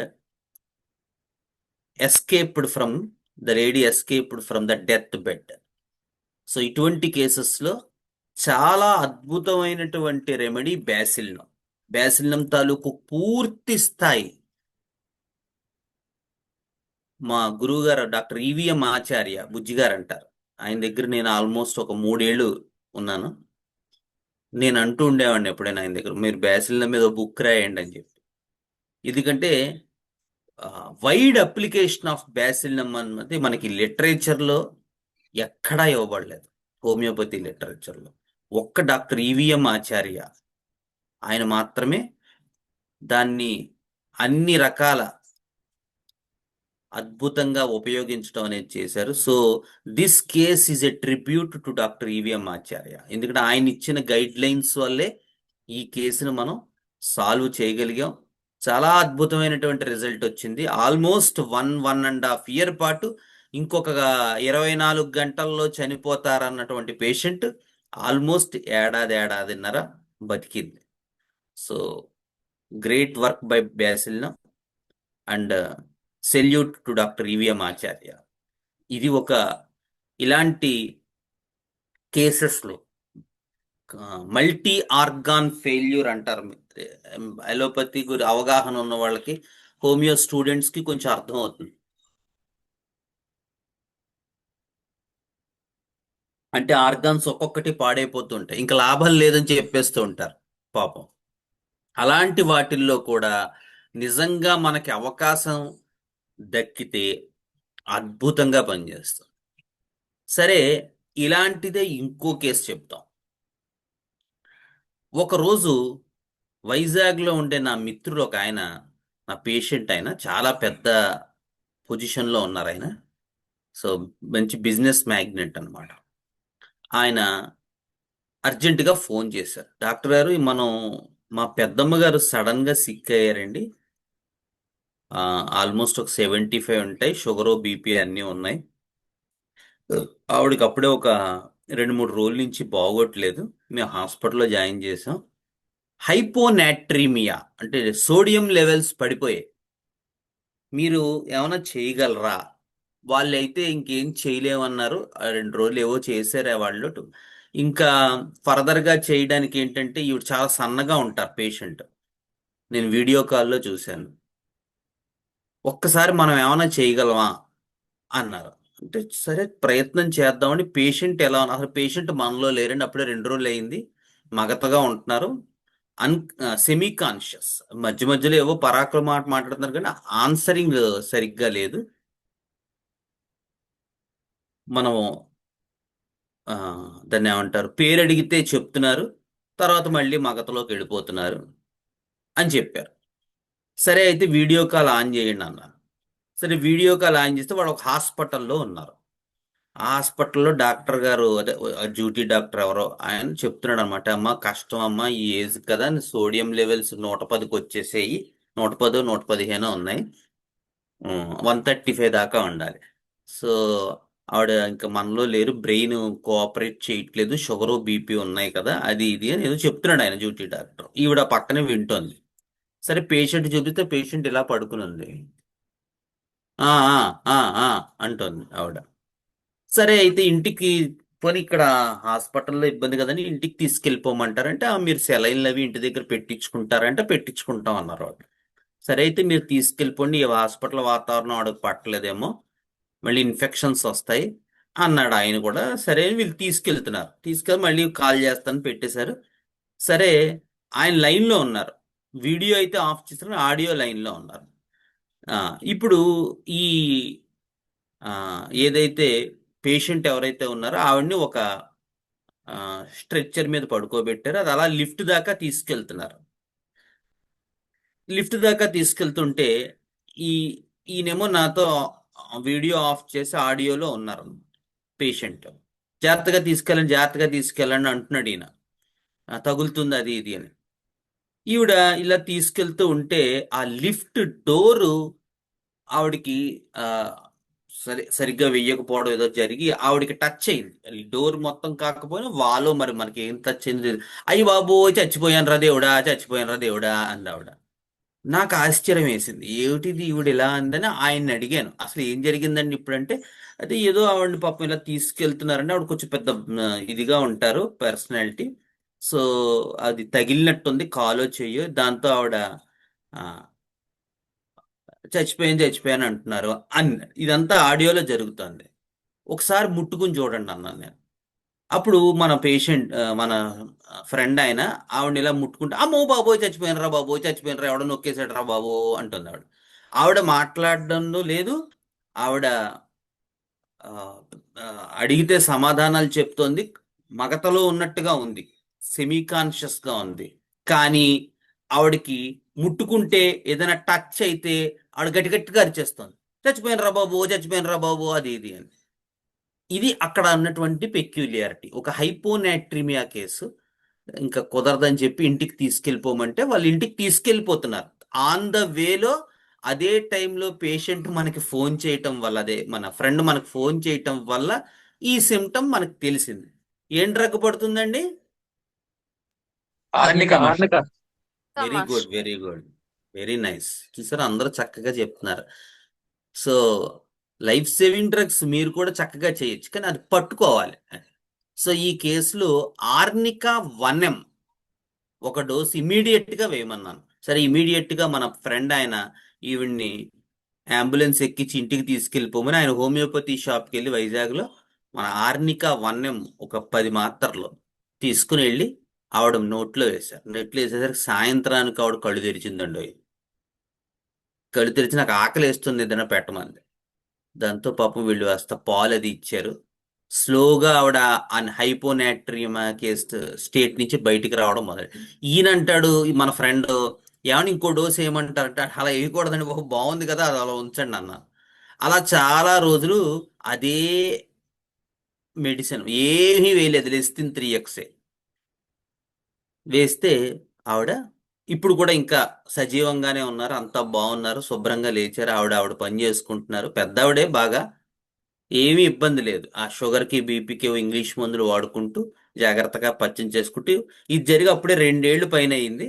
ఈ 2 ఏళ్ల నుంచి కూడా సదరు పేషెంట్ ఇంకా సజీవంగానే ఉన్నారు, హాయిగా ప్రశాంతంగా. ఏవో చిన్న చిత్తగా వాటిల్లో ఇంకా ఆవిడేం నా దగ్గర మందులు వాడలేదు. ఒక నెల రోజుల పాటు లెస్తిన్ వాడారు. ఇంకా తర్వాత వాళ్ళు మనల్ని కాంటాక్ట్ చేయలేదు. చేయకపోయినా పర్లేదు, ఆవిడ ప్రశాంతంగా, అంటే మన ఫ్రెండ్ ద్వారా తెలిసింది ఏంటంటే ఆవిడ బాగానే ఉన్నారు, ఆవిడకి ఏ రకమైనటువంటి ఇబ్బందులు లేవు, హెల్త్ పరంగా ఆవిడ షీఈస్ డూయింగ్ గుడ్. ఇది రెండో కేసు. సో ఆర్నికా ఇటువంటి వాటిల్లో మర్చిపోకూడదు. ఆర్నికా ఒకటి, హయోసామస్ ఒకటి, హెలిబోరస్ ఒకటి, బ్యాసిల్లినం ఒకటి, ఇలాంటి జింకం మెటాలికం ఒకటి, ప్లంబం మెటాలికం ఒకటి, సల్ఫర్ ఒకటి, ఇవన్నీ కూడా మనకి ఇటువంటి స్టేట్స్లో అద్భుతమైనటువంటి ఔషధాలు. మళ్ళీ ఎవరో ఇది అదే ఇక్కడ ఏంటంటే పెక్యూరియారిటీ మనకి, ఆవిడకి హైపోనాట్రియమే వచ్చింది, సోడియం మాత్రలు ఇవ్వండి, లేకపోతే సెలైన్లు ఎక్కించండి, ఇదంతా వాళ్ళ వైద్య విధానం, అవి మనకు అవసరం లేదు. మనకి కావలసిన పాయింట్ చూడండి, పెక్యూలియారిటీ. ఆవిడ టచీ పేషెంట్, అంటే కొన్ని సంవత్సరాల ముందు నుంచి ఆవిడ ఆర్నికాయే. ఆర్నికా మెంటల్ సిమ్టమ్స్లో ఏముంటుందో వాళ్ళు చాలా టచీగా ఉంటారు. ఫిజికల్గా టచీగా ఎలా ఉంటారు, మెంటల్గా కూడా టచీగా ఉంటారు. అందుకని వాడికి ఆర్నికా వాడికి ఎలా ఉంటుందంటే, మాస్టర్ గారు చాలా అద్భుతంగా ఇచ్చారు. ఇంకా అంతకు మించి ఈ భూప్రపంచం మీద ఆర్నికా మెటీరియా మెడికాని అంత అద్భుతంగా చెప్పింది ఓన్లీ మాస్టర్ ఈకే, గుర్తుపెట్టుకోండి, ఇంకెవ్వరూ చెప్పలేదు అంత అద్భుతంగా. ఒకసారి మా గురువు గారు సుబ్రహ్మణ్యం గారు ఎరా మమ్మల్ని ఒకసారి పిలిచారు, అందరినీ ఉన్న హోమియోపతి డాక్టర్స్ అందరినీ ఆయన దగ్గర ఉన్నట్టు. ఆయన ఏమన్నారంటే, నాకు ఒక కేసు తగిలింది, చాలా పెక్యూలియర్గా ఉంది, మీరు ఏమైనా దీన్ని చేయగలుగుతారేమో అన్నారు. అంటే సరే, ఏంటంటే ఒక పేషెంట్ ఎవరో ఒకళ్ళు ఇంటికి వచ్చారట. ఇంటికి వస్తే ఈ పేషెంట్ పాపం, ఆవిడకి ఏదో ప్రాబ్లం ఉందో సంథింగ్, ఆవిడ సరిగ్గా రిసీవ్ చేసుకోకుండా ఆవిడ పడుకుందో సంథింగ్ జరిగింది. ఈయన అనుకోకుండా ఆ సిచ్యువేషన్లో మా గురువు గారు అక్కడ ఉన్నారు. తర్వాత వచ్చిన వాళ్ళు కామ్గా వాళ్ళు వెళ్ళిపోయారు. వెళ్ళిపోయిన తర్వాత నుంచి ఈ పేషెంట్, ఆవిడ బాలేని ఆవిడ అన్నారట, చూడండి సుబ్రహ్మణ్యం గారు, అసలు నన్ను ఏమీ గౌరవించట్లేదు, వచ్చారు వెళ్ళిపోయారు, నేను ఎంత ఇది అది ఇది అని, కనీసం వచ్చినప్పుడు కనీసం నమస్కారం కూడా చేసుకోలేదు. వచ్చినప్పుడు వాళ్ళు వచ్చినప్పుడు ఈ పేషెంట్ వెళ్ళొచ్చు యాక్చువల్గా, ఎందుకంటే వాళ్ళు వచ్చింది ఈ పేషెంట్ ఆవిడ బాగా ముసలావిడ, ఆవిడ మీద ఉన్న భక్తితో వచ్చారు. ఆవిడ చాలా పై పొజిషన్లో ఉన్నారని చెప్పి వచ్చిన వాళ్ళు ఆవిడకి నమస్కారం చేసుకుందామను, కాస్త ఏదో పళ్ళు ఏదో ఇద్దామని వచ్చారు. వచ్చినప్పుడు ఈవిడ ఏదో కారణం చేత ఈవిడ స్పందించలేదు సరి కదా. వెళ్ళిపోయాక అంటున్నట్టు ఈవిడ, ఇదేమిటది, మనల్ని చూడడానికి వచ్చారు, చూడడానికి వచ్చిన వాళ్ళు మనల్ని గౌరవించాలి కదా, నమస్కారం పెట్టుకోవాలి కదా. అంటే ఆ టైంలో రెస్పాండ్ అవ్వాల్సిన టైంలో ఈవిడ రెస్పాండ్ అవ్వలేదు. అవ్వకుండా మళ్ళీ వాళ్ళేదో నాకు చేయలేదనేటువంటి అభిప్రాయాన్ని ఆవిడ గురువు గారి దగ్గర వెలిబుచ్చారు. ఇది మెంటల్ సిమ్టమ్. ఈ మెంటల్ సిమ్టమ్ను పట్టుకుని మీరేమైనా మందు చెప్పగలరా అని చెప్పి మన ఉన్నటువంటి డాక్టర్స్ని అడిగితే మిగతా వాళ్ళందరూ కూడా అది పెద్దగా స్పందించలేదు. అప్పుడు నేను అన్నాను, ఈ పేషెంట్కి ఆర్నికా పడుతుందండి అన్నారు. ఆర్నికా ఎలా పడుతుంది? ఆర్నికా దెబ్బకి తగిలిన మందు కదా అన్నారు ఆయన. లేదండి మాస్టర్ గారు ఇచ్చారు ఈ డైమెన్షన్ అని చెప్పి ఆర్నికా మెటీరియా మెడికా మాస్టర్ గారు ఇచ్చింది చదవడం ప్రారంభించారు. అందులో మాస్టర్ గారు చెప్తారు, ఒకడు వచ్చి తలుపు కొడతాట. తలుపు కొడితే ఆ ఇంటి యజమాని వచ్చి తలుపు తీస్తాట. తలుపు తీస్తే రండి లోపల రండి సుబ్బారావు గారు అంటాడు. "ఆ, వద్దు, ఇక్కడే" అంటాట వీడు బయట మన పేషెంట్. పర్లేదు రండట అంటాట. అయిపోయిన తర్వాత వాడు ఇంకా 2-3 సార్లు అడిగి వాడు ఏమిటండి ఏం కావాలంటే నాకు ఏదో నా వాడి మ్యాగజైన్ రావాలి, అది ఏమైనా మీ దగ్గరకు వచ్చిందో ఏదో చెప్తాడు వాడు. అయిపోయింది. అయిపోయిన తర్వాత వాడు సరే వెళ్ళొస్తానని వెళ్ళిపోతాడు. వెళ్ళిన దగ్గర నుంచి వాడు ఆ పే ఇంటికి వెళ్ళిపోయిన తర్వాత ఆ యజమాని చూసావా మనల్ని లోపలికి రమ్మనలేదు కనీసం వాడు అంటాడు. అన్నప్పుడు వీడు అంటాడు. అన్నప్పుడు అయిపోయిన తర్వాత వాడు నన్ను గౌరవించలేదు, వాడు నాకు సరైన ఆదరణ ఇవ్వలేదు, కనీసం లోపలికి రమ్మలేదు, ఓ గ్లాసుడు మంచినీళ్ళు ఇవ్వలేదు, ఓ టీ చొక్కిస్తే ఏం నష్టం వచ్చింది, ఇలా దాని గురించి వాడు ఏదో స్టాఫిసేక్రియాలో చూడండి హ్యూమిలియేషన్ ఎలా అయితే తిప్పుకుంటాడో బుర్రలో, అలాగా లేని అవమానాన్ని వీడు సృష్టించుకుని వీడు తిప్పుకుంటూ ఉంటాడు ఆర్నికాలో. అదే ఆర్నికా మెంటల్ సిమ్టమ్. మాస్టర్ గారు ఇచ్చారు, కావాలంటే చదవండి మీరు. అది చదివేసరికి బ్రహ్మాండంగా చెప్పేవారు, కరెక్ట్గా ఇదే డ్రగ్. అయితే ఆ మా అమ్మగారికి నువ్వు వెళ్ళి ఆవిడికి నేను ఇచ్చానని చెప్పి ఈ మంది ఇచ్చేసరా అని చెప్పారు మా గురువు గారు. అది ఆర్నిక. ఇలాంటి మెంటల్ స్టేట్ కొన్ని ఏళ్ల పాటు మీరు గనక సరిగ్గా ట్రీట్ చేయకపోతే ఇలాంటి హైపోనాట్రిమియా వచ్చి మళ్ళీ వాడికి ఆర్నికాయే పడుతుంది. అది వైటల్ ఫోర్స్ తాలూకు గొప్పతనం. ఎప్పుడైతే క్రానిక్గా ఒక లెకసిస్ పేషెంట్ని ట్రీట్ చేయలేదనుకోండి, వాడు ఫిజికల్గా లెకసిస్ పేషెంట్లోకి వెళ్తాడు. దీన్నే నా క్లాసెస్లో, మన సంకల్ప హోమియోపతి క్లాసెస్లో సక్సెస్ఫుల్ స్టేటు, కోప్డ్ స్టేటు, ఫెయిల్యూర్ స్టేటు అని చెప్తాం. కోప్డ్ అప్ స్టేట్లో ఏంటంటే ఈ మెంటల్ సిమ్టమ్స్ అన్నీ మనకి క్లియర్గా కనబడుతూ ఉంటాయి. అప్పుడు మనం సరిగ్గా మందు ఇవ్వడం మనకి చేతగా. అప్పుడు ఫిజికల్గా ఒక ప్యాథాలజీలోకి దిగి మళ్ళీ అప్పుడు అదే మందు వేయించుకుంటుంది వైటల్ ఫోర్స్. సో 2 స్టేట్లు ఉంటాయి. మొన్న ఎవరో అడిగారు మన దాంట్లో, గుర్తులేదు నాకు, ఏమండి మెడిసిన్స్లోకి మెడిసిన్స్లో కోప్డప్ ఫెయిల్యూర్ స్టేట్, మెడిసిన్లో ఒకటే ప్రూవింగ్స్ ఉంటాయి. It is the patient and the doctor who has been attending the case regularly that should demarcate where the pathology exactly was existing.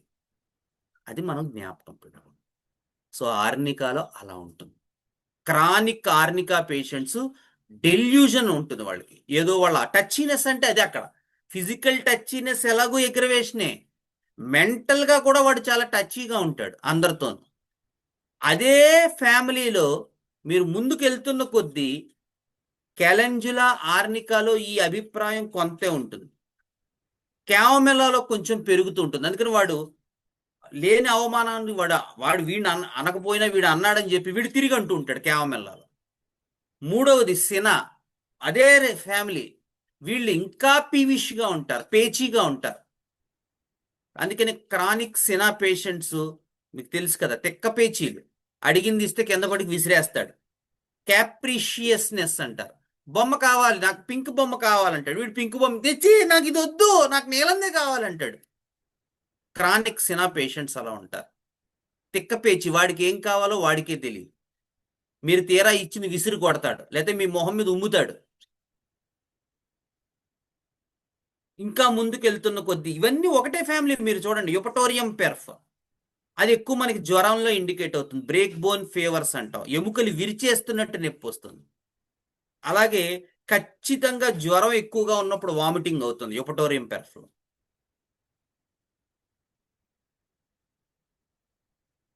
అలాగే సెనీషియో, టెరాక్సికం, ఇవన్నీ కూడా కాంపోజిటే ఫ్యామిలీ. బెల్లిస్పర్, మొత్తం అన్నిటికీ అంతో ఎంతో ఈ తాలూకు టచీనెస్ అనేటువంటిది ఉంటుంది. కానీ ఆర్నికాలో చాలా ఎక్కువ ఉంటుంది, మ్యాక్సిమం ఉంటుంది అన్నమాట. సో ఆ మెంటల్ సిమ్టమ్స్ అని పట్టుకుంటే కొన్ని ఏళ్ల ముందే ఇలాంటి ఫిజికల్స్ రాకుండా మనం అరికట్టగలం. సరే అప్పుడు పట్టుకోలేకపోయాం, పేషెంట్ మన దగ్గరికి రాలేదనుకోండి, కనీసం ఈ ప్యాథాలజీ వచ్చినప్పుడైనా మనం మెలకువగా ఉండి అటెండ్ అయితే చాలా చక్కటి వైద్యం చేసి వాళ్ళని మళ్ళీ లోపలికి తీసుకురాగలం, వెళ్ళిపోతున్న వాళ్ళని. ఇది మరొక కేసు. ఇలాంటి కేసే ఇంకొకటి. ఒకసారి నేను క్లినిక్లో ఉండగా చాలా ఏళ్ల క్రితం, 10 ఏళ్ల క్రితం, 17 15 ఏళ్ల క్రితం, మాకు బాగా పరిచయస్తులు ఒక ఆవిడ, ఒక ఫ్యామిలీ ఎప్పటి నుంచో హోమియోపతి వాడుతున్నారు. ఆవిడ సడన్ గా కళ్ళు తిరిగి పడిపోయింది. మనలో లేదు, అపస్మారక స్థితిలో ఉంది. ఆవిడకి అప్పుడప్పుడు ఇక్కడ రాజమండ్రిలో ఒక న్యూరాలజిస్ట్, ఒక పెద్ద ఆయన దగ్గర చూపిస్తూ ఉంటారు అప్పుడప్పుడు. సరే వాళ్ళు ఇమీడియట్గా అంబులెన్స్ చేయించుకుని, వాళ్ళు తణుకు దగ్గర ఎక్కడో ఉంటారు, తణుకు నుంచి ఈ డాక్టర్ గారి దగ్గర తీసుకొచ్చేసారు. ఇది యాక్చువల్గా న్యూరాలజీ అంటే వాళ్ళు అలా ఎప్పటి నుంచో ఈయన చూస్తున్నారు కాబట్టి అక్కడికి, ఇది ఏదో లైఫ్ సేవింగ్, అది ఐసీయూ కేసు. ఆయనకి ఏం చేయాలో ఆయనకు అర్థం కాలేదు. ఏదో ఆయన దగ్గర ఉన్న చిన్న హాస్పిటల్లో అడ్మిట్ చేసుకుని ఏవో సెలైన్లు అవి పెట్టుకుంటే సోడియం టెస్ట్ చేస్తే సోడియం 120 ఉంది. దాంతో ఆవిడ పూర్తిగా పూర్తిగా ఆవిడ అన్కాన్షియస్లోకి వెళ్ళిపోయింది. ఏం మందు తట్టు లేపుతున్నా, అమ్మా లేవండి అంటే ఇంతే, ఇంకేమీ లేదు. సరే పాపం డాక్టర్ గారు ప్రయత్నం చేశారు. ప్రయత్నం చేస్తే కొంత ఇంప్రూవ్మెంట్ వచ్చింది. అంటే తడితే ఆవిడ కళ్ళు తెరిచి చూస్తోంది, ఎట్లా ఇలా ఇలా చూస్తోంది కళ్ళు తెరిచి, కానీ ఏమీ తెలియట్లేదు చుట్టూ. ఇది కేసు. సరే ఓ వారం 10 రోజులు ట్రీట్మెంట్ చేశారు. ఒక్క డిగ్రీ కూడా ఈ సోడియం అనేటువంటిది లేవలేదు. 120 ఉంది. సరే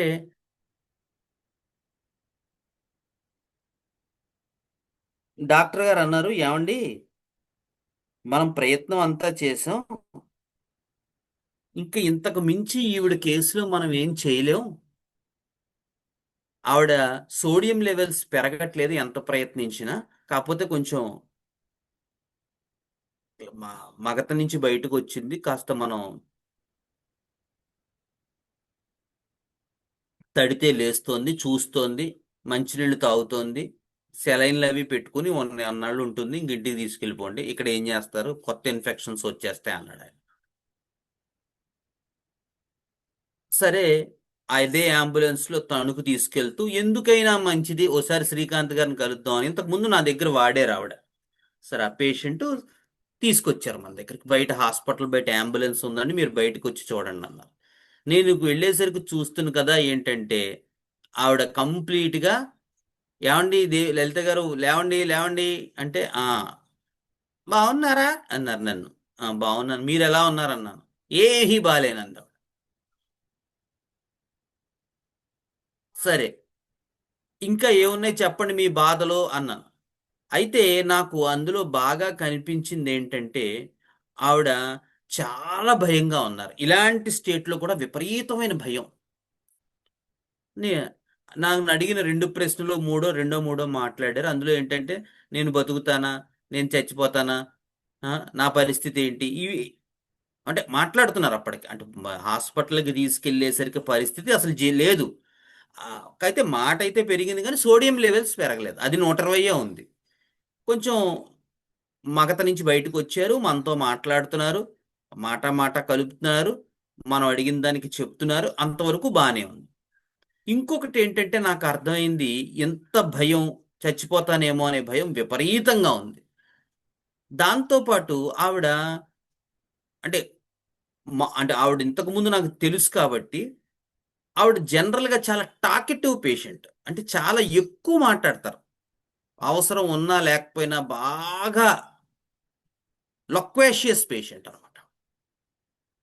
జనరల్గా ఇప్పుడు కాదు, ఇప్పుడు మామూలుగానే ఉన్నారు ఆవిడ. ఇంకొకటి ఏంటంటే, అసలు ఆవిడ ఒంటి మీద బట్ట విషయంలో ఆవిడ మామూలుగానే అసలు పెద్దగా దాని గురించి ఇచ్చేయరు. అఫ్ కోర్స్ ఈ స్టేట్లో అది పెక్యులియర్ కాదు, ఎందుకంటే ఆవిడ తన ఒంటి మీద బట్ట చూసుకునే అంత కాన్షియస్ ఉందో లేదో కూడా నాకు తెలియదు.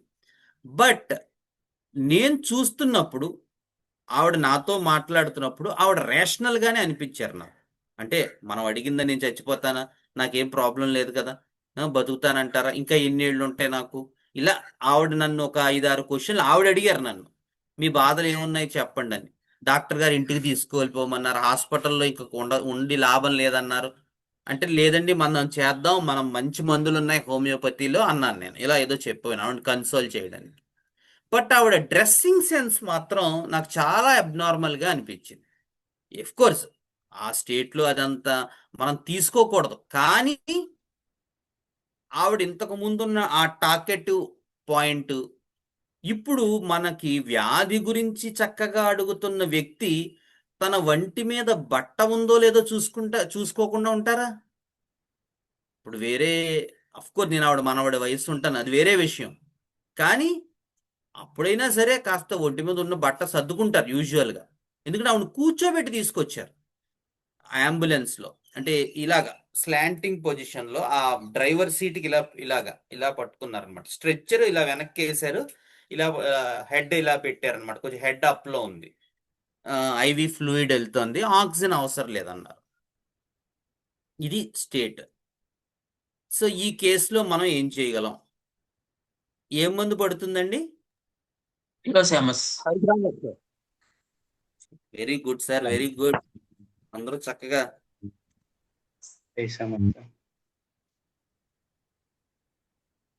Very nice. హయోసామస్ 10ml ఒకటే డోస్ ఇచ్చాం. తర్వాత ఆవిడ 10 ఏళ్ళు బతికిందండి. మొన్న రీసెంట్గా 2020లోనూ కోవిడ్ తర్వాత చనిపోయారు, కోవిడ్ ముందు చనిపోయారు పాపం. 10 years దాకా బతికారు ఆవిడ. ఆ లాస్ట్లో కొంచెం సిక్ అయి బెడ్ అల్సర్స్ వచ్చాయి, కానీ ఈ హయోసామస్ 10ml తర్వాత ఆవిడకి ఏ మందు వేయవలసిన అవసరమే రాలేదు. ఏవో మధ్యలో యాసిడ్ ఫాస్ 6 అట్లాంటివి తప్ప. ఆవిడ శుభ్రంగా లేచారు, శుభ్రంగా పని చేసుకునేవారు. ఆ తర్వాత కొంచెం మరీ 80 ఏళ్ళు దాటిన తర్వాత కాస్త ఆవిడ బెడ్ రిడెన్ అయినా వాళ్ళ కోడలు గారు ఆవిడకి వర్క్ చేశారు. ఇబ్బంది ఒక 10 years పాటు ఆవిడ ఆల్మోస్ట్ సర్వైవ్ అయ్యారు. ఈ పర్టికులర్ దాంతో మాత్రం ఆవిడ చనిపోయారు. తర్వాత ఏదో హార్ట్ అటాక్ ఏదో వచ్చింది, ఆవిడ చనిపోయారు. బట్ 10 years హయోసామస్ ఆవిడ్ని కాపాడేసింది. సో ఇదొక కేసు. మరో కేసు ఇందులో. ఒకరోజు మా గురువు గారు నాకు ఫోన్ చేశారు. రాజమండ్రిలోనే ఒక ప్రఖ్యాత వస్త్ర వ్యాపారి, ఆయనకి బాగోలేదు. ఆయన క్రానిక్ డ్రింకర్, ఆల్కహాలిక్, దాంతో లివర్ సిరోసిస్ వచ్చింది. సో నువ్వు తాగితే చనిపోతావు అని చెప్పాడు. అప్పుడే ఒక ఏడాది క్రితం చెప్తే ఆడి మొహం డాక్టర్లు అలాగే చెప్తారని నేను తాగడం మానలేదు. అది కేసు. సో అటువంటి కేసు, ఆల్మోస్ట్ డెత్ బెడ్ మీద ఉన్నారు. హై ఫీవర్, పేషెంట్ మనలో లేరు. హాస్పిటల్లో జాయిన్ అవ్వడానికి పేషెంట్ సుముఖంగా లేరు, వాళ్ళ అటెండెంట్స్ సుముఖంగా లేరు. మీరేమైనా చేయగలరా అంటే సరే అని ఓసారి నేను ఇంటికి వెళ్ళి చూశాను. చూస్తే ఒళ్ళు వేడిగా ఒక 103 ఉంటుంది టెంపరేచర్. అస్సలు పేషెంట్ మనలో లేడు. ఎప్పటి నుంచి? ఒక 24 గంటల నుంచి పేషెంట్కి యూరిన్ అవ్వలేదు, మోషన్ అవ్వలేదు, హై ఫీవర్, టెంపరేచర్, ఒళ్ళు పట్టుకుంటే కాలిపోతోంది, పల్స్ పట్టుకుంటే heart pulse with full bounding, టక్ టక్ టక్ మన కొట్టుకుంటుంది. సరే ఐస్ పైకి తీసి ప్యూపిల్స్ చూశాను, ప్యూపిల్స్ బాగా డైలేట్ అయిపోయి ఉన్నాయి. ఇది కేసు. పేషెంట్ ఏమీ మాట్లాడట్లేదు, అసలు ఫుల్ అన్కాన్షియస్ అండ్ స్టెర్టరస్ బ్రీతింగ్ అంట అని వస్తుంది అతని దగ్గరికి వెళ్తుంటే అని బ్రీతింగ్. ఇది కేసు. సరే హాస్పిటల్ అంటే మాకు ఇష్టం లేదండి హాస్పిటల్ అన్నారు వాళ్ళ వైఫ్, పిల్లలందరూ కూడా. ఇది కేసు. ఏం మందు పడుతుందండి? Opium. Very good, very good. So opium 10ml ఒక డోస్ వేసాం. వేసిన తర్వాత ఒక 5-6 గంటల తర్వాత పేషెంట్లో కదలికలు మొదలయ్యాయి. సరే ప్లాసిబో ఒక 10 పొట్లాలు ఇచ్చాం. ప్రతి 3 గంటలకి చేయండి ఫోన్ ఎలా ఉందో అని చెప్పి. ఇంకో 3 గంటల తర్వాత కాళ్ళు చేతులు మొదలయ్యాయి, బాడీ మొదలైంది. ఇంకొక 3 గంటల తర్వాత సుమారు ఒక 12-15 గంటల తర్వాత కళ్ళు తెరిచాడు. ఇంకొక 3 గంటల తర్వాత ఒక 2 లీటర్ల యూరిన్ బయటికి పోసాడు. ఒక రోజు తర్వాత పేషెంట్కి మోషన్ అయ్యింది. ఆల్మోస్ట్ 10 రోజులు అయ్యింది, ముందు చెప్పలేదు వాళ్ళు, మోషన్ అయ్యి. సో అది కేసు. ఒక 2 రోజుల తర్వాత పేషెంట్ కాన్షియస్లోకి వచ్చారు. గురువుగారు కూడా చాలా బాగుంది ఆయన, మంచి పని చేశారు అన్నారు. సరే ఆయన చెప్పారు, ఇది అతనికి పునర్జన్మ, ఇంకొకసారి చుక్క గనక పడిందంటే అతను చనిపోతాడు అని చెప్పారు. నేను ఇక శ్రీకాంత్ను కూడా పంపించను, ముందే చెప్తున్నాను అని చెప్పారు ఆయన. సరే 4-5 రోజులు మంచి రాముడు మంచి బాలుళ్లాగా ఈ లివర్ సిరోసిస్ పేషెంట్ ఎక్కడికి, ఒక వారం అయ్యేసరికి అతనికి ఇంకా నాలిక లాగడం మొదలెట్టింది. సరే ఒక్క చుక్క తాగుతానని గురువుగారికి ఫోన్ చేయడం మొదలెట్టాడు. నువ్వు తాగితే చచ్చిపోతావని క్లియర్గా చెప్పేశారు ఆయన. అయినా కూడా ఆయన ఒప్పించి తాగుదాం, అది ఉంటది కదా, గురువుని మన బుట్టలో వేద్దాం అనుకుంటారు కొంతమంది.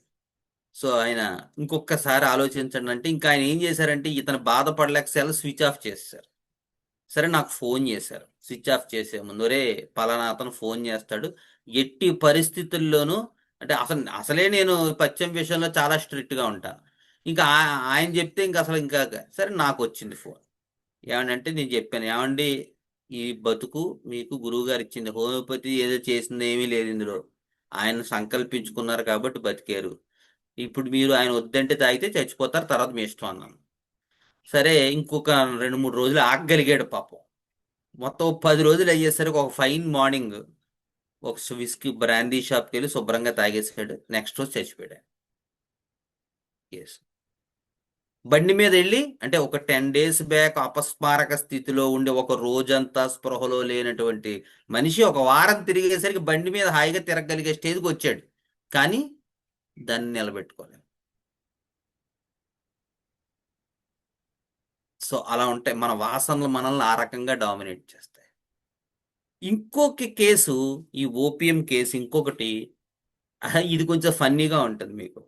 నేను స్వతంత్ర హాస్పిటల్స్ అని రాజమండ్రిలో ఒక ఎమర్జెన్సీ హాస్పిటల్స్లో చేసేవాడిని. చేసినప్పుడు ఈ జింకం మెట్ట, ఓపియము, హెల్లీబోరస్ ఇలాంటి రెమెడీస్ చదువుకున్నప్పుడు ఇలాంటి కేసులు మన దగ్గరికి డైరెక్ట్గా రావు. అసలు అప్పట్లోనే వచ్చేవి కాదు, ఇప్పుడు అసలు రావు. ఎందుకంటే చచ్చిపోతే అక్కడే చచ్చిపోతామని, ఏమైనా కొంచెం చేసి చచ్చిపోండి అనే పేషెంట్లు ఉన్నారు. కానీ ఒక ఛాన్స్ పోని హోమియోపతికి ఇద్దామని అనుకునే వాళ్ళు ఎవరు లేరు అసలు. ఫస్ట్ పర్లేదండి, కాదయ్యా ఏమి ఉండదు అని చెప్పినా సరే, అబ్బా ఇంకో 1,00,000 ఖర్చు పెడతాం కావాలంటే చూడండి సార్ అంటున్నారు. అంతేగాని నేను ప్రత్యక్షంగా చూసి చెప్తున్నాను, నవ్వాలో ఏడవాలో తెలిసేది కదా అలాంటి కేసులు. ఇంకో 1,00,000 ఖర్చు పెడతాం చూడండి సార్, ఇంకొక రోజు లేదు, ఈవేళే లేదా బాబు అంటే ఇంకొక చూడండి సార్, ఇంకొక అంటున్నారు పేషెంట్లు. పోనీ హోమియోపతిలో చూద్దాం అన్నటువంటి ఐడియా కూడా వాళ్ళకి ఉండటం లేదు. సరేలేండి, అది మనం ఏం చేయలేము ఇంకా. ఓకే, సరే ఈ కేసు అప్పట్లో నాకు ఐసీయూ డ్యూటీస్ ఇచ్చారు. ఐసీయూలో నేను ఒక నర్సే ఉంటాం. సరే వాళ్ళు ఏవో మలయాళం నర్సులు ఉంటారు, వాళ్ళు ఏంటంటే ఏవో ఫోన్లు మాట్లాడుకోవటం, లేకపోతే అలా వాళ్ళు బిజీగా ఉంటారు. సరే నాకు ఒక మంచి అవకాశం వచ్చేది, మనం మందులు ఏమైనా ట్రై చేయడానికి ఇలాంటి కేసులు, ఎందుకంటే వాళ్ళు ఆల్రెడీ ఇంగ్లీష్ వైద్యం అంతా చేస్తూ ఉంటారు కదా. సో ఒక రోజు ఏమైందంటే, నా ఫస్ట్ కేసు ఇది సక్సెస్ అన్నమాట. అప్పుడు ఒక యాక్సిడెంట్ కేసు, పాపం అతనికి బాగా తేడా వచ్చి రోడ్ యాక్సిడెంట్ అయిపోయి అతను కోమాలోకి వెళ్ళిపోయాడు. అతను తీసుకొచ్చి ఐసీయూలో పడేశారు. అతను మనలో లేడు, ఎప్పుడు అలా పడుకుని ఉంటాడు అన్నమాట, చాలా రోజుల నుంచి ఉంటున్నాడు. వాళ్ళు బాగా ఉన్నవాళ్ళు ఖర్చు పెట్టుకుంటున్నారు. వాళ్ళు పేషెంట్ అయితే ప్రాణం ఉంది కానీ వెంటిలేటర్ మీద శాచ్యురేషన్స్, నిజానికి లిటరల్గా ఏమీ లేదు అక్కడ కేసు ఇది. సరే మనం ఏమైనా ట్రై చేద్దాం అని చెప్పి చూస్తే అతనికి ఇదే సిమ్టమ్స్ అయితే పెట్టడం, అయితే వెంటిలేటర్ పెట్టారు, శాచ్యురేషన్ ఆక్సిజన్తో మెయింటైన్ అవుతుంది. సరే నేను ఏం చేశానంటే, ఊరికి మీరు చిన్నతనం, నేను కూడా అప్పుడే డిగ్రీ అయ్యి బిహెచ్ఎంఎస్ అయ్యింది. అప్పుడు స్లోగా ఫ్రీ క్లినిక్ మా గురువుగారి ఆశ్రమంలో ఫ్రీ డిస్పెన్సరీ మటు, కానీ ఇంకా మనం క్లినిక్ ఎస్టాబ్లిష్ చేసి బుజ్జిగారి దగ్గర కూడా ఇంకా వెళ్ళలేదు. ఆయన దగ్గర 2 years ఉన్నాను కానీ ఇంకా అప్పటికి వెళ్ళలేదు. అప్పటికి ఐసీయూ 2001, 2002 ప్రాంతం. సరే వీళ్ళు చాలా రోజుల నుంచి ఈ పేషెంట్ ఉంటున్నారు కదా అని చూస్తే ఈ పేషెంట్ ప్యూపిల్స్ ఇలా లైట్ వేసి చూస్తే డైలేట్ అయిపోయి ఉంటాయి. వెంటిలేటర్ మీద ఉంది, ఆక్సిజన్ సాచురేషన్ మెయింటైన్ అవుతుంది విత్ వెంటిలేటర్. సరే నేను ఏమనుకున్నానంటే నాకు ఇది ఓపియం అంటే పల్స్ కూడా ఫుల్ బౌండింగ్ గా ఉంది, పేషెంట్ బాగా స్టౌటీగా ఉన్నాడు, స్టెర్టరస్ బ్రీతింగ్ అని ఉండేది. ఇదంతా ఓపీఎంలో మనకి చెప్తున్నారు కదా, మాస్టర్ గారు చెప్పారు, కెంట్ కూడా ఇచ్చారు. సరే మనం ప్రయత్నం చేద్దామని నా డ్యూటీ అంటే మార్నింగ్ ఆఫ్టర్నూన్ నైట్ షిఫ్ట్లు ఉంటాయి. ఓ రోజు మార్నింగ్ ఉంటుంది, ఓ రోజు ఆఫ్టర్నూన్ ఉంటుంది, ఓ రోజు నైట్ ఉంటుంది. ఇలా నా దగ్గర ఓపీఎం 1M ఒక 1 gram పిల్స్ కొనుక్కున్నాను గంగా హోమియోకి వెళ్ళి రాజమండ్రిలో. నా డ్యూటీ ఎప్పుడు ఉంటే అప్పుడు ఈ ఓపీఎం 1M అతని నాలిక మీద ఒక 2 మాత్రలో 3 మాత్రలో వేసి వస్తూ ఉండేవాడు. అంటే మార్నింగ్ డ్యూటీ ఉంది అనుకోండి, మార్నింగ్ డ్యూటీ ఎవరో చూడనప్పుడు పేషెంట్ ఇలా ఇలా వెళ్ళి ఓ 2 పిల్స్ వేస్తూ ఉండేవాడు. అయితే ఆ పిల్స్ అతను చప్పరించలేక, అంటే దానికి చప్పరించడానికి అవకాశం ఉండేది కదా, వెంటిలేటర్ ఉంది కదా. నాకు ఏం అర్థం కాలేదు, ఏం చేద్దాం, ఈ పిల్స్ ఏమైనా మధ్యలో గొంతులో ఉండిపోతాయేమో అని భయం వేసింది. 1, 2 పిల్స్. ఇలా కాదని 2 రోజుల తర్వాత పిల్స్ తీసేసి లిక్విడ్ పట్టుకొచ్చాను, ఆ మూతలో వేసే నాలిక మీద వేసేవాడు. ఇలా రోజు చేశాను ఓపీఎం 1M. నా డ్యూటీ ఎప్పుడుంటే అప్పుడు ఈ ఓపీఎం 1M వేస్తూ ఉండడమే. ఇలా ఒక 8, 10, 9 రోజులు అయ్యేసరికి పేషెంట్లో కదలిక మొదలైందండి. కదలిక మొదలయ్యి వాళ్ళు ఆశ్చర్యపోయారు, "అబ్బే, మందులు చాలా బాగా పనిచేసాయండి అది ఇది" అన్నారు. మంచిదే అండి అన్న. సరే అంటే నాకు తప్ప ఎవరికీ తెలియదు కదా నేను మంది ఇచ్చినట్టు, తెలియాల్సిన అవసరం కూడా లేదు. సో నెమ్మదిగా వెంటిలేటర్ డిస్కనెక్ట్ చేస్తారు, పేషెంట్ బాగా పీల్చుకోగలుగుతున్నాడు. సరే నేను పేషెంట్ కాన్షియస్లోకి వచ్చాక ఇక నేను మందు ఇవ్వలేదు. మందు ఇవ్వకుండా నేను ఏం చేశానంటే ఆ, దూది మీద ఓపీఎం 1M వేసి నుదురు మీద రాసేవాడిని. ఈ స్కిన్ ద్వారా అది కూడా ఉంది కదా మనకి, ఆర్గనాల్లో ఇచ్చారు కదా. కొన్ని మళ్ళీ లిక్విడ్ ఇస్తే మళ్ళీ మనల్ని అడుగుతాడు ఏమి ఇచ్చావు అంటే మళ్ళీ మనం చెప్పలేము, ఎందుకు వచ్చిన కాంట్రావర్సీలు అని చెప్పి లిక్విడ్ని ఆ నుదురు మీద రాశా. ఇలా రోజు రాసేవాడిని. పాప అతను అనుకున్నాడు ఏదో చక్కగా చేస్తున్నారు డాక్టర్ గారు, ఎంత మంచి అని అనుకున్నాడు ఆయన. ఇంకో 4 రోజులు అయ్యేసరికి ఇతనికి కంప్లీట్గా పూర్తిగా కాన్షియస్లోకి వచ్చేసాడు ఆయన. ఆ ఇంటిలేటర్ తీసేశారు, పేషెంట్ చాలా ఇంప్రూవ్ అయ్యాడు. దాంతో లేచి అన్నం తినడం ఐసీయూలోనే. దాంతో ఇంకొక 2 వారాలు 3 వారాలు అయ్యేసరికి అతను డిశ్చార్జ్ చేస్తారు, అతను హెల్దీగా ఇంటికి వెళ్ళిపోయాడు.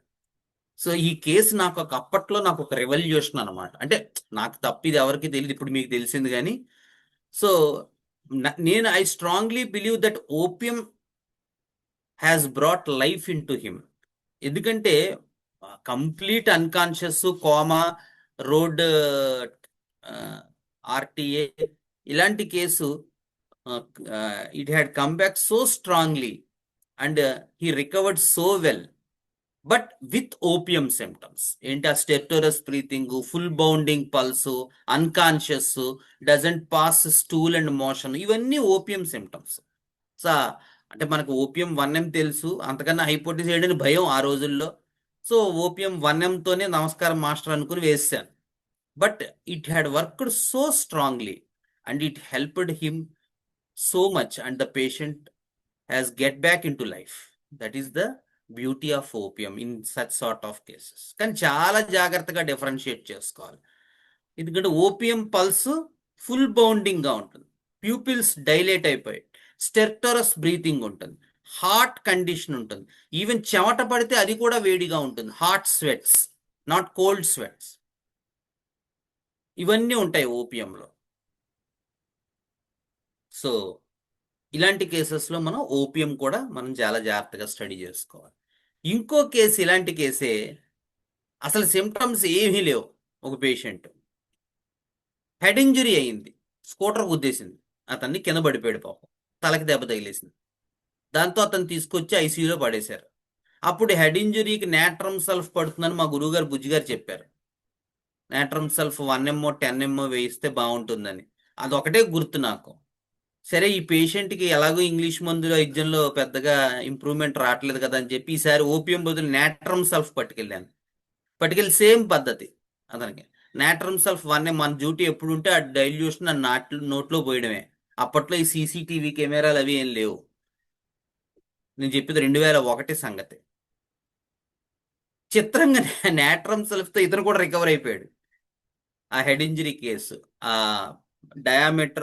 పయామీటర్ మధ్య సబ్జూరల్ హెమటోమా అంటారు, అది వచ్చింది పాపం. ఇంకా రక్తం గడగడేసింది ఆ రెండిటి మధ్య. ఆ హెమటోమా అక్కడ స్టార్ట్ అయింది. సిటీ ఎంఆర్ఐ తీయించారు పాపం. కేసు అయితే హోప్స్ లేవన్నారు. బట్ విత్ 1 వీక్ 10 days నాకు సరిగ్గా గుర్తులేదు, కానీ నాట్రమ్ సల్ఫ్ 1 ml డైలీ మనకి ఎప్పుడు వీలుంటే అది. మనకు తెలిసింది ఒకటే, నమస్కారం మాస్టర్ అనుకోవటం.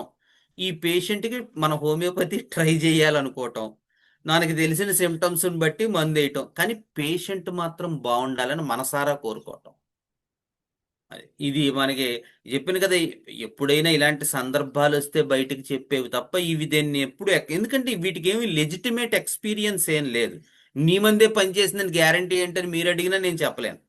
కానీ నా స్ట్రాంగ్ బిలీఫ్ ఏంటంటే మిగతా వాళ్ళ డోర్స్ అన్నీ క్లోజ్ అయ్యాయి కాబట్టి ఓ వారం మన మందు వేసాకనో 10 రోజులు వేసాకనో రికవరీ వచ్చింది. కానీ ఇట్ మే హెల్ప్.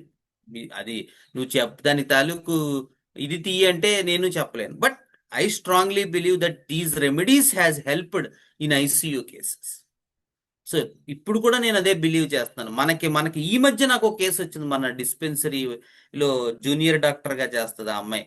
ఆ అమ్మాయికి సడన్గా ఫోన్ చేసి, సార్ అర్జెంటుగా మా అత్తకి బాగాలేదండి, హాస్పిటల్ అడ్మిట్ చేసేసారు, ఒకసారి మీరు వచ్చి చూస్తే బాగుంటుందంటే వెళ్ళాను.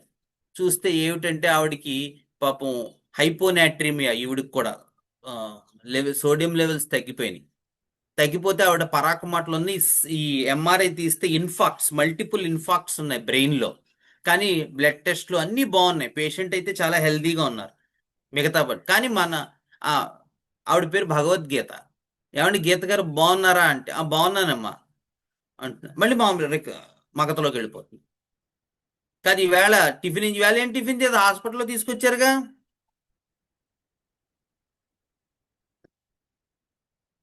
చలేస్తోందా? చల్లేదు, ఉక్కపోస్తోంది. అంటే మనం అడిగిన ప్రశ్నకి కరెక్ట్గా సమాధానం ఇస్తున్నారు, తర్వాత మగతలోకి జారిపోతున్నారు. ఇది కూడా ఆర్నికాలో ఉంటుంది. అడిగిన ప్రశ్నకి సమాధానం కరెక్ట్గా వస్తుంది, మళ్ళీ మగతలోకి వెళ్ళిపోతుంది.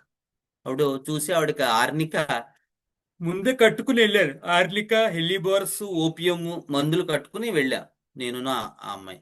వెళ్ళి ఆవిడకి ఆర్నిక 1 ml వేస్తే నెక్స్ట్ డేకి, అప్పటిదాకా చాలా మందులు వాడుతున్నారు, ఇంకా ఏవో చెప్పారు, కానీ నెక్స్ట్ డేకి ఆవిడ కాన్షియస్లోకి వచ్చింది. ఒక 1 weekలో ఆవిడ డిశ్చార్జ్ అయిపోయింది.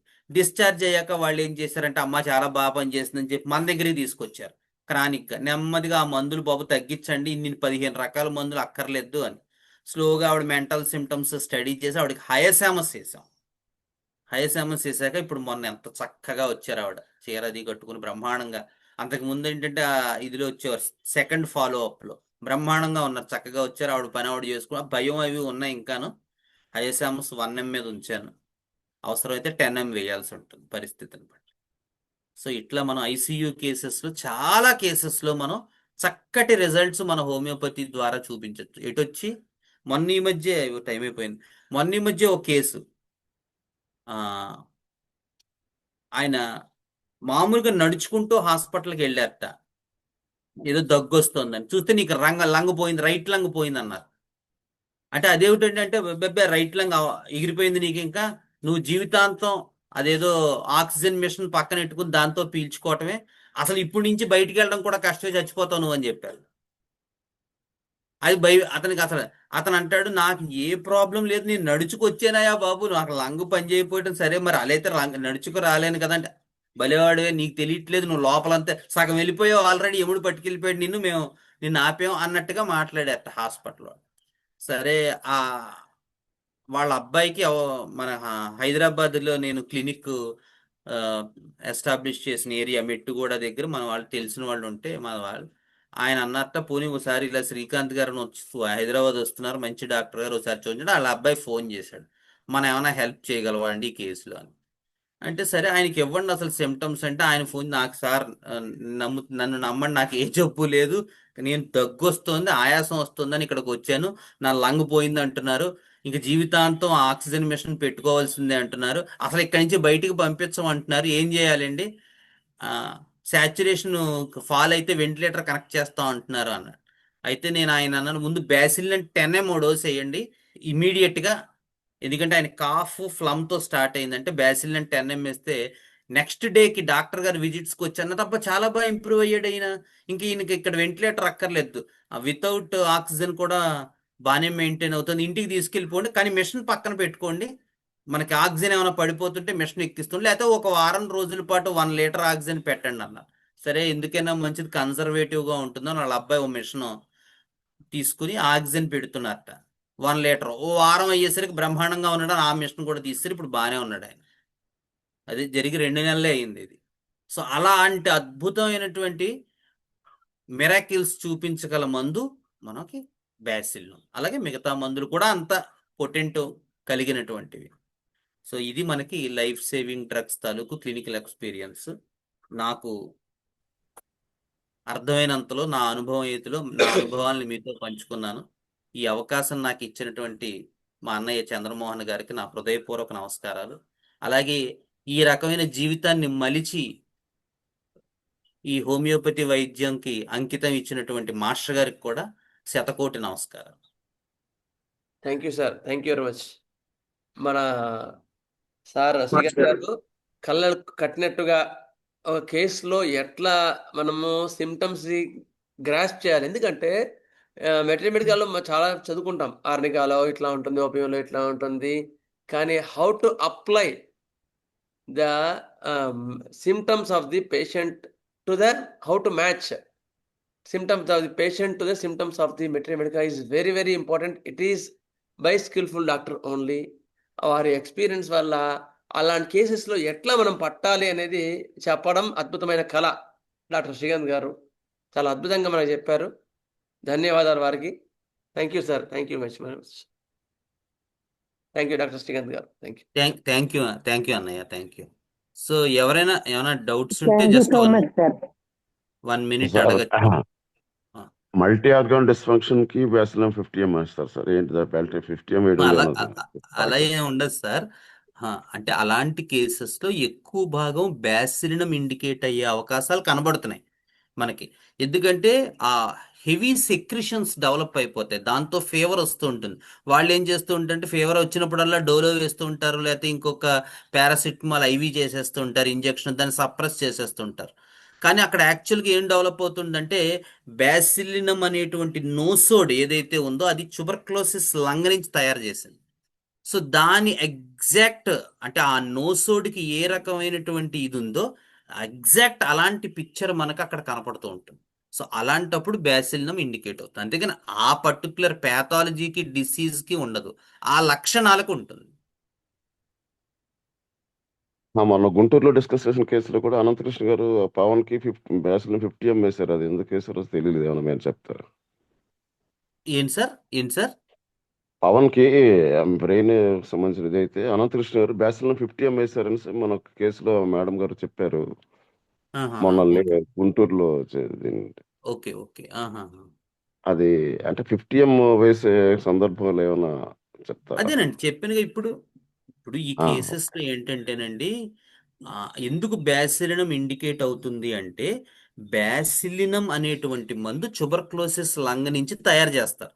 సో దీని ఐడియా ఏంటి, ట్యూబర్క్లోసిస్లో హెవీ సెక్రిషన్స్, విపరీతమైన కఫం తయారవడం, విపరీతమైన స్లాష్మన్ తయారవడం, దాంతో జ్వరాలు రావడం, ఆ జ్వరాలు పోకపోవటం, ఇవన్నీ టీబీలో మీకు కనబడుతూ ఉంటాయి కదా, అవునా? Okay sir. సో ఈ ఎగ్జాక్ట్ పిక్చర్ మీకు ఇది ఏదైతే ట్యూబర్క్లోసిస్ అనేటువంటి ఫిజికల్ వ్యాధి, ఇంగ్లీషు వైద్యం వాళ్ళు పేరు పెట్టిన వ్యాధి పిక్చర్ ఏది ఉందో అలాంటి ఎగ్జాక్ట్ సిమిలర్ పిక్చర్ ఈ మల్టీ ఆర్గాన్ ఫెయిల్యూర్లో డెవలప్ అవుతుంది. కాకపోతే వచ్చిన ఇబ్బంది ఏంటంటే పేషెంట్ మన దగ్గర ఉన్నాడుగా, ఐసీయూలో ఉంటాడు, అవునా? సో వాడికి అలాంటి పిక్చర్ డెవలప్ అవుతుందని మనకు తెలియదు. అర్థమైందా మీకు? ఎందుకంటే వాడికి జ్వరం అర్థమైంది. వస్తే జ్వరం మంది వేస్తారు, జలుబు వస్తే జలుబు మంది వేస్తారు, ఇన్హేలర్ వస్తే ఇన్హేలర్ మంది వేస్తారు, దగ్గు వస్తే కాఫ్ సిరప్ వేస్తారు, ఇంకా దగ్గు వస్తే నెబులైజర్ పెడతారు, ఇంకొంచెం దగ్గు వస్తే వెంటిలేటర్ పెడతారు. ఇట్లా వాళ్ళు ఏ సిమ్టమ్కి వస్తే ఆ సిమ్టమ్కి సంబంధించిన ప్రత్యామ్నాయ ప్రక్రియ అనేటువంటిది వాడేస్తూ ఉంటారు, కానీ హోలిస్టిక్గా పిక్చర్ని చూడరు. అర్థమైంది అర్థమైంది ఆ sir. Thank you sir. Holistic picture ఏదైతే ఉందో, ఆ మొత్తం టోటాలిటీ ఏదైతే ఉందో, అది అచ్చుగుద్దినట్టు బ్యాసిలినంకి సరిపోతూ ఉంటుంది.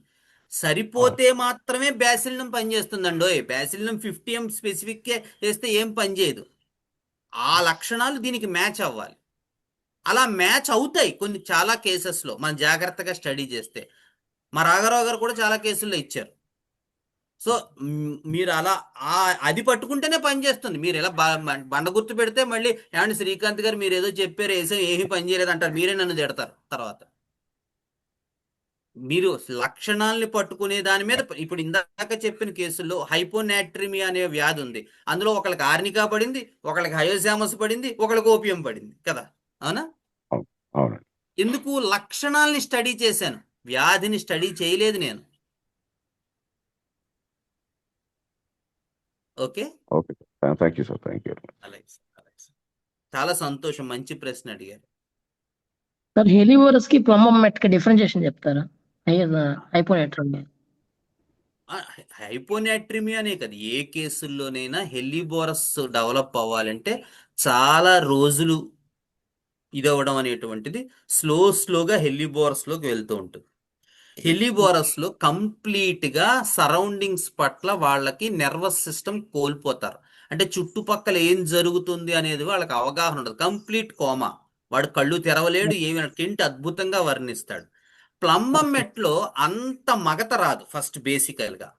అలాగే సార్. ప్లంబం మెట్లో చాలా ముందు నుంచి చిక్కిపోతూ ఉంటారు. సార్.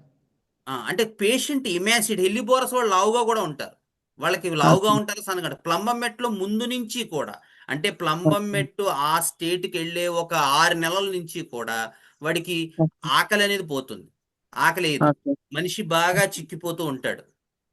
సార్. తర్వాత నిద్ర ఉండదు, కొన్ని రోజులు నిద్ర ఉంటుంది, కొన్ని రోజులు నిద్ర ఉండదు. స్లోగా వాడు డిటీరియేట్ అయిపోతూ ఉంటాడు, పేషెంట్ ఇమాసియేట్ అయిపోతూ ఉంటాడు. ఐదర్ వాడికి స్పర్శ తెలియదు, లేదా అతి స్పర్శ, దురదలో అవి అటు ఎక్స్ట్రీము లేదా ఇటు ఎక్స్ట్రీము, న్యూరలాజికల్ చేంజ్. కానీ వాడు మాట్లాడతాడు. ప్లంబం మెట్లో హెలిబోరస్ లో ఉన్నంత మగత ఉండదు, అంత ప్యాథాలజీ ఉంటుంది కానీ అంత మగత ఉండదు. అంటే చుట్టుపక్కల ఏం జరుగుతుందో తెలిసే ఆ స్పర్శ కోల్పోవడం, అసలు ఏమి ఒక రకమైన కోమా స్థితిలో ఉండడం అనేటువంటిది ప్లంబం మెట్లో ఉండదు. కాస్తో కోస్తో మాట్లాడుతూ ఉంటాడు. అలాగే అది రెండు కూడా స్లోగానే ఉంటాయి, కానీ ప్లంబం మెట్ ఇంకా ముందు నుంచి, వాడికి ఒక 6 నెలల ఏడాది ముందు నుంచి స్టేజ్కి వస్తూ ఉంటుంది. హెలిబోరస్ ఒక వారం 10 రోజులు 20 నెల రోజుల నుంచి వస్తుందమ్మా ఆ బ్రెయిన్ స్టేట్స్. మీరు అది ఏ స్టేట్ అయినా, ఏ రకమైనటువంటి సెరిబ్రల్ కండిషన్ అయినా ఈ లక్షణాలు కనుక పట్టుకుంటే కనుక మీరు ప్లంబం మెట్ వేయగలుగుతారు, లేదా హెలిబోరస్ లో ఒక చెయ్యి ఒక కాలు ఊగుతూ ఉంటుంది, కదులుతూ ఉంటుంది. అలాగే హెలిబోరస్ లో తల ఇలా వెనక్కి పెట్టేస్తాడు పిల్లోలోకి. అలాగే హెలిబోరస్ లో కన్వల్జన్స్ కూడా వస్తూ ఉంటాయి. అది ఇవన్నీ కూడా మనకి డిఫరెన్షియేషన్. అవి మనకు టైం ఉంటే హెలిబోరస్ కేసు కూడా చెప్దును, బట్ ఓకే. మీరు మన నారాయణ గారు లాస్ట్ టైం క్లాస్ చెప్పారు, ఆయన నేను కొన్ని సంవత్సరాల క్రితం కలిసి ఒక ప్లంబం మెట్ కేసు చూసాం రాజానగరం దగ్గర. మా గురువు గారు చెప్తే నేను ఆయన వెళ్ళి చూసి వచ్చాం. సో ఆ కేసులో ప్లంబం మెట్ ఇచ్చాం. ప్లంబం మెట్ ఇస్తే ఒక వారం రోజులు 10 రోజులు బ్రహ్మాండంగా ఉన్నాడు వాళ్ళు సరిగ్గా టైంకి మనల్ని అప్రోచ్ అవ్వలేదు, మనం మందు ఇవ్వలేకపోయాం, పేషెంట్ ఎక్స్పైర్ అయిపోయాడు. ఎగ్జాక్ట్ ప్లంబం మెట్ అనమాట. ఆ రోజు మేము చదువుకున్నాం కెంట్లో, అందుకని నాకు గుర్తుంది. ఈ బికమ్స్ ఎ స్కెలిటన్, అంత ఇమాసియేట్, అంటే ఒక అస్థిపంజరం అలా మంచం మీద పడుకున్నట్టు ఉందంతే మేము చూసిన ఆ పేషెంట్కి. ఇప్పుడు నేను చెప్పేది కనీసం ఒక 30 ఏళ్ళు అవుతుంది, 99 2000 ప్రాంతంలో జరిగిన సంఘటన ఇది, లేకపోతే 2001.